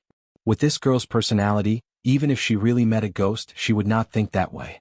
This puppy was just a spiritual body. Perhaps it did not even know that it was dead. It was just the 7 souls that were naturally afraid of living people. Although it wanted to play with Wanwan, it did not dare to get close. Wanwan saw Li Mu and immediately stood up. She patted her butt and said happily, "Young master, you're back." Li Mu asked, "Why are you here alone? Where's your young miss?" "Young miss is busy at the shop." Wanwan looked happily at Li Mu and said, "Young master, there's a puppy here. It's very fun." Where's the puppy?" "It just ran away." Li Mu walked to the door and said, "Let's go in and cook first. We'll wait for your young miss to come back." After Lu Hanyin and Li Mu became familiar with each other, they often ate together. She didn't have any kitchen utensils at home, so she shared a set with Li Mu. If Li Mu came back early, Li Mu would cook. If Yunyan Pavilion wasn't busy, there would be a table full of steaming hot dishes by the time Li Mu came home. The two of them didn't seem to be neighbors. Instead, they seemed to be living together. After a tiring day, Li Mu planned to have a simple hot pot. Wanwan liked barbecue and hot pot the most. She was busy preparing the ingredients. After preparing the ingredients, Lu Hanyan still hadn't returned. She probably wouldn't come back for dinner. Li Mu wasn't worried that he wouldn't be able to finish the dishes. With Wanwan around, not even a single vegetable or bean sprout would be left. Wanwan squatted by the stove and waited for the water to boil. Li Mu walked into the study and waved at her. Wanwan, come here. Wanwan glanced at the pot that was about to boil. She reluctantly ran over and asked, "Young master, is something the matter?" Innate spiritual eyes were the dream of cultivators. As one's cultivation increased, that pair of spiritual eyes would evolve into a terrifying innate ability. However, for the current Wanwan, it wasn't a good thing. The North County wasn't like the Middle County. Demons and ghosts were more common here. It was fine if ordinary people couldn't see them. However, if they could see them and attracted their attention, it would cause trouble. In the book that old Wang gave him, there was a method to temporarily block spiritual eyes. Li Mu looked at her and said, "Close your eyes." Wanwan froze for a moment, and a hint of red flashed across her little face. Then, she obediently closed her eyes, tiptoed, and raised her head slightly. Li Mu made a few gestures with his right hand. He put his index finger and thumb together and used his mana. He gently wiped her eyes and said, "Okay, you can open them now." Wanwan opened her eyes in confusion and whispered, "But we haven't kissed yet." "Kiss what?" Lu Hanyan stood at the door. She looked at Wanwan, who was tiptoeing and raising her head. She then looked at Li Mu, who was opposite her, and asked suspiciously. Even when it was time to eat, Lu Hanyan's doubts were still not eliminated. She looked at Li Mu with a scrutinizing gaze for a long time. Wanwan put the cooked meat into Li Mu's and Lu Hanyan's bowls. As she did so, she whispered, "One for miss, one for me, one for sir, one for me, one for myself." Li Mu gave all the meat in his bowl to her. He shook his head and said, "I'll give it all to you. I like to eat tofu." Li Mu liked to eat meat roasted. He ate hot pot mainly for the vegetables. Lu Hanyan did the same as him. She gave all the meat in her bowl to Wanwan and fought with Li Mu for the cooked tofu in the pot. Seeing that Wanwan hadn't finished eating yet and was reaching for the pot with her chopsticks, Lu Hanyan couldn't help but remind her, "Eat less meat. Be careful that you don't become fat and can't get married in the future." Li Mu couldn't help but speak up for Wanwan, "She's not like you. She's not eating like this for a day or two. She won't get fat." Lu Hanyan glanced at him, "You're protecting her like this. If she can't get married in the future, will you be responsible?" Li Mu was confused. "Isn't Wanwan getting married with you? Why can't she get married?" Lu Hanyan looked at him and asked, "Why does Wanwan want to get married with me?" Li Mu thought that Wanwan was Lu Hanyan's personal maidservant. When she got married, Wanwan should also sleep with her. As long as Lu Hanyan could get married, Wanwan could also get married. Now it seemed that Lu Hanyan didn't have this plan. In this way, between her and Li Qin, a certain balance in Li Mu's heart was about to tilt a little. He gave the last piece of tofu to Lu Hanyan and said, "I thought you two would be together forever." "I'm not Wanwan. I started saving up my dowry a few years ago." Lu Hanyan coldly snorted and said, "Isn't it good to be alone? Why should I get married? How do I know if he's after my money?" Lu Hanyan's words were very reasonable. If a man married her, if it wasn't for her body, then it was for her money. Because she was really too rich. Lu Hanyan looked at Li Mu and suddenly asked, "Why do you think Wanwan and I will get married together?" Li Mu couldn't tell her that it was because he had fantasized about it. He could only say, "I guessed." Without waiting for Lu Hanyan to continue asking, he put down his chopsticks and said, "I'm full. You can continue." Lu Hanyan looked at his back as he left and then looked at Wanwan, who was immersed in eating. She suddenly said, "Wanwan, how about I marry you to Li Mu in 2 years?" Wanwan choked for a moment. She patted her chest and asked in surprise, "Miss, really really?" Lu Hanyan looked at her in surprise and asked, "You don't really want to marry Li Mu, do you?" "Why not?" Wanwan lowered her head and said shyly, "Young master can cook so much delicious food, catch ghosts, fight demons and protect me. I'm willing to marry him." She didn't expect that her little maid would actually have such thoughts. Lu Hanyan put down her chopsticks and looked like she had nothing to live for. After Jianghu County magistrates submitted the file on Ren Yuan's case, they received the county governor's verdict in less than 3 days. In order to cultivate, Ren Yuan killed innocent people and extracted their souls. This was not tolerated by the heavenly Tao, so he was sentenced to be executed immediately. Ren Yuan's fate was within Li Mu's expectations. The imperial court had almost zero tolerance for such vicious acts. They killed whoever they caught. Even the sixth realm Dongshen heretical cultivation was killed because of this, not to mention Ren Yuan who had forcefully cultivated to the third realm. On the day Ren Yuan was executed, Li Mu went to take a look. When the executioner's blade fell, besides the head falling to the ground, his 3 spiritual and 7 physical souls also dissipated in an instant. Shopkeeper Ren knelt on the ground and hugged Ren Yuan's headless corpse. Tears streamed down his face as he said sorrowfully, "Cultivating immortality, cultivating immortality." In the end he lost his life cultivation. What kind of immortality is this? Li Mu sighed softly, shook his head and left. The path of cultivation was never a smooth one. Old Wang was right. The weak were prey to the strong. This was the only law in the cultivation world. On this path, one had to fight against the heavens and oneself. If one was not careful, they would be invaded by their inner demons. One wrong step and they would be led astray and there would be no turning back. This path was full of temptations and dangers. Although Ren Yuan had a 5 elements constitution and was exceptionally talented, if he hadn't chosen this path and had chosen to be an ordinary person, perhaps he could have been a wealthy man for the rest of his life. He wouldn't have ended up like today with his head falling to the ground and his soul dissipating. When he returned home, Li Mu was still filled with emotions. He recalled his experiences in the past 3 months of cultivation. There were several times when he was in life-threatening danger. Luck played a large part in him being able to survive until now. However, it was impossible for him to have the luck to turn danger into safety every time. Li Mu even wondered if he should listen to Lu Hanyan and wait until he condensed the 7 souls and escaped the crisis of life and death. Then, he might as well stop being a constable and stop cultivating. What was wrong with marrying a wife like Lu Hanyan and living a peaceful and happy life? Li Mu looked at Lu Hanyan who was bringing the food to the table, and this thought in his heart became even stronger. With such a gentle and virtuous wife, what more could he ask for in life? If he could see this scene when he returned home every day. Lu Hanyan had been angry for several days because Li Mu had stolen Wanwan's heart. Seeing him standing there in a daze and staring at her without blinking, an inexplicable anger rose in her heart. She said angrily, "What are you looking at? Come and help me. If you look again I'll dig out your eyeballs." Li Mu was stunned. "Ah." Lu Hanyan slammed the plates on the table and said angrily, "What are you off for? Hurry up and bring the food. It's a break today and you don't have to go to the yamen. Why are you back so late?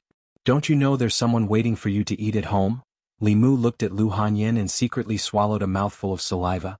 If he could see this scene when he returned home every day, why should he marry a wife? He decided to cultivate properly. Chapter 79. 3 of the 7 spirits had already been condensed. In the next 3 months, as long as he condensed another spirit, Li Mu would be able to avoid the danger to his life. After thinking for a long time, Li Mu still decided to condense the 4th spirit, the seizing thief. The first spirit of the seizing thief was related to the immune system. A person who lost this spirit would fall sick very easily. Li Mu had the exorcism talisman. It could replace the seizing thief and prevent illness, but it was a temporary solution. If he didn't condense the seizing thief for too long, the exorcism talisman's effect would be minimal. The seizing thief was born from fear. Li Mu had absorbed quite a bit of fear from the demonic ghosts he had encountered before, but he was still far from condensing the spirit. He had also tried to use the method of telling ghost stories to induce fear in the tea house guests. However, the final result was the same as when he tried to induce grief in the audience. He couldn't induce fear in the guests. The reason was naturally that the fear was only directed at the scenes in their minds and not at Li Mu.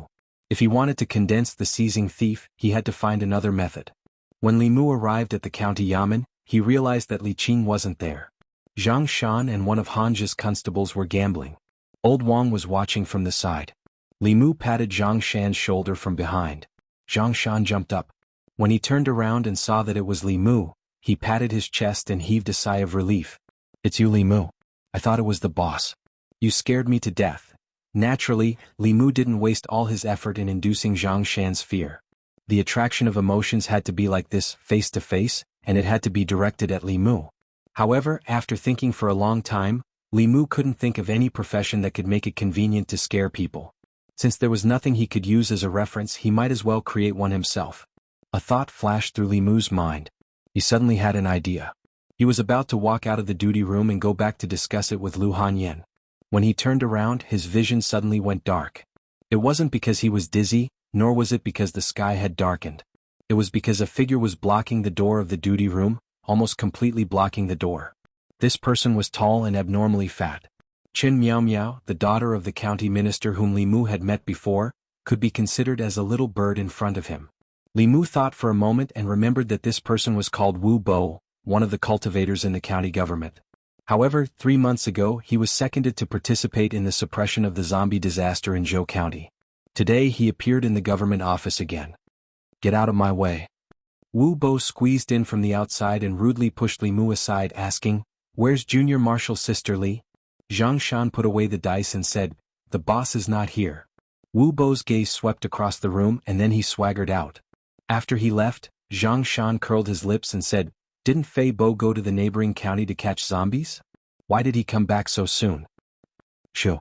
The constable under Hanja gestured for him to keep quiet and said, "Keep your voice down. If he hears you call him that, you'll have to bear the consequences." "Do you think I'm afraid of him hearing it?" Zhang Shan lowered his voice and whispered, "How did he grow up like this? Even the pigs in my family are not as fat as him." Old Wang chuckled and said, "He grew up like this. It's not up to him." Zhang Shan looked surprised. "What do you mean? Ordinary people can't eat so much to become so fat." Old Wang adjusted to a comfortable sitting position and said, "But there's a kind of body constitution called the body of earth element.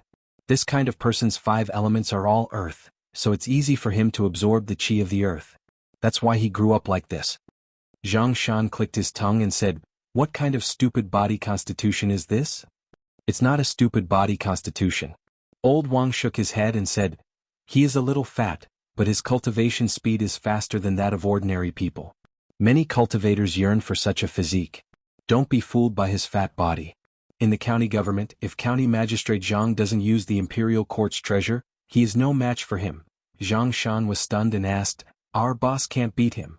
Old Wang nodded and asked, "Now you know how powerful this kind of body constitution is, right?" Zhang Shan looked down at his bulging belly and said to Old Wang, "I'm also quite fat. Do you think I have a powerful body constitution? Can I cultivate?" Old Wang smiled. "Go to bed early tonight. Everything is possible in your dream." Li Mu listened at the door. According to Old Wang, Shen Miao Miao should also have the body of earth element, which might be the reason why she was fat. Thinking of Zhao Yong's body of fire element, Li Mu seemed to understand why the county magistrate arranged such a marriage for him. The 5 elements promoted and restrained each other. Wood promoted fire, fire promoted earth, earth promoted gold, gold promoted water, water promoted wood. Zhao Yong had the body of fire element. If he married Qin Miao Miao, who had the body of earth element, it would be very beneficial for her. Only considering the body constitution and nothing else, they were indeed a match made in heaven. Just like Li Mu and Lu Hanyan. The difference was that if the body of fire element and the body of earth element were together, it would only benefit the latter. If Li Mu and Lu Hanyan were to cultivate together, it would be the true combination of yin and yang. It would be very beneficial for both of them. From Li Mu's experience in the past few months, although the body of 5 elements was rare, it was not to the extent of being scarce. First there was Zhao Yong Ren Yuan and then there was Wu Bo. The 3 of them had the same body constitution, but their fates were completely different. Rare body constitutions like theirs were very popular in Taoism. Some sects would even calculate the time and send disciples down the mountain to investigate if there were any newborns born nearby. If they happened to find a baby born at a special time, they would make an agreement with the baby's parents that when the baby was 5 or 6 years old, he would go up the mountain to cultivate. The child's family would also receive a lot of compensation. However, the attitude of the imperial court towards this was completely different. Although they would recruit a large number of cultivators every year, in order to maintain their rule and stability, the imperial court did not want too many cultivators to appear. Firstly, this would cause the local fixed population to lose. Secondly, cultivators were not under the jurisdiction of the imperial court and often did things that violated the rules and disturbed social stability. The more cultivators there were, the more it was not conducive to the stability of the imperial court's rule. Therefore, although the imperial court did not stop Taoism in this matter, they also never cooperated. Otherwise, as long as the local government screened the household registers of all the people in the area, they would be able to find all these cultivators with talent. In the Great Zhou, The influence of the various Taoism sects was naturally not as strong as that of the imperial court. If the imperial court did not support them, more than 90% of the cultivation geniuses would be buried like Li Mu and Lu Hanyan. If they did not have the opportunity, they would never embark on the path of cultivation in this lifetime. If not for that accident, Li Mu, as a bailiff, might have married and had children. He might have lived a mediocre life, or he might have died in the line of duty. In reality, if not for Li Mu's soul being reborn, he would have already died in the line of duty. When he arrived at the entrance of the Yunyan Pavilion, Li Mu did not think about these things anymore. Earlier at the government office, he had been inspired by Zhang Shan and found a way to collect fear. Since he could scare Zhang Shan and collect anger, he could naturally scare others. He could open a haunted house in Yangqiu County and pretend to be a ghost to scare people. The better the business of the haunted house, the faster he could collect fear. Li Mu was not worried about the problem of customers at all. In this era there were not many entertainment options. Men's favorite pastime was naturally the brothel. However, not everyone had an invulnerable kidney like Li Si and could treat the brothel as their own home. At the very least, even if their bodies were made of iron, they could not afford to go there every day. After all, they were different from Li Si. They could not let the women in the brothel fall for them. It was precisely because there were no bars, KTVs, cinemas, bookstores, tea houses, theaters, and music halls that the business of the haunted house was so good. Li Mu should be the first person to open a haunted house here. When the time came, he could attract customers at an extremely low price or even for free. After all, he only wanted fear, not to rely on it to make money. Li Mu was not good at opening a shop, so he had to ask Lu Hanyan for help. In the Yunyan Pavilion, Lu Hanyan heard Li Mu's idea and hesitated. Your idea is possible, but would anyone really spend money to have someone pretend to be a ghost to scare themselves? Let's try it first. After people were full and satisfied with their material needs, they liked to seek spiritual stimulation. Disneyland tickets were so expensive, but there were still people coming in waves every day. Li Mu said, I don't know much about opening a shop, so I'll leave it to you. Deduct the expenses from my share. Lu Hanyan nodded and said, Shopkeeper Ren of the Four Seas bookstore sold the bookstore to us today. The location is not bad. If we open a shop there, business should be better. After Li Mu left, shopkeeper Huang walked up and said, Miss, didn't you just say that you want to make the Four Seas bookstore a branch of the Yunyan Pavilion? We'll talk about it later, this is more important. Lu Hanyan sighed and muttered, Wan, this is for your future happiness, that you're tuning in to the Han Li's Wuxia Adventures YouTube channel. We're so grateful for your support, and don't forget to subscribe to join us on this incredible journey through captivating stories. Your generosity through donations truly makes a world of difference, as it's the primary source of revenue that allows me to expand and enhance this channel for you. Thank you from the bottom of my heart for being a part of this adventure.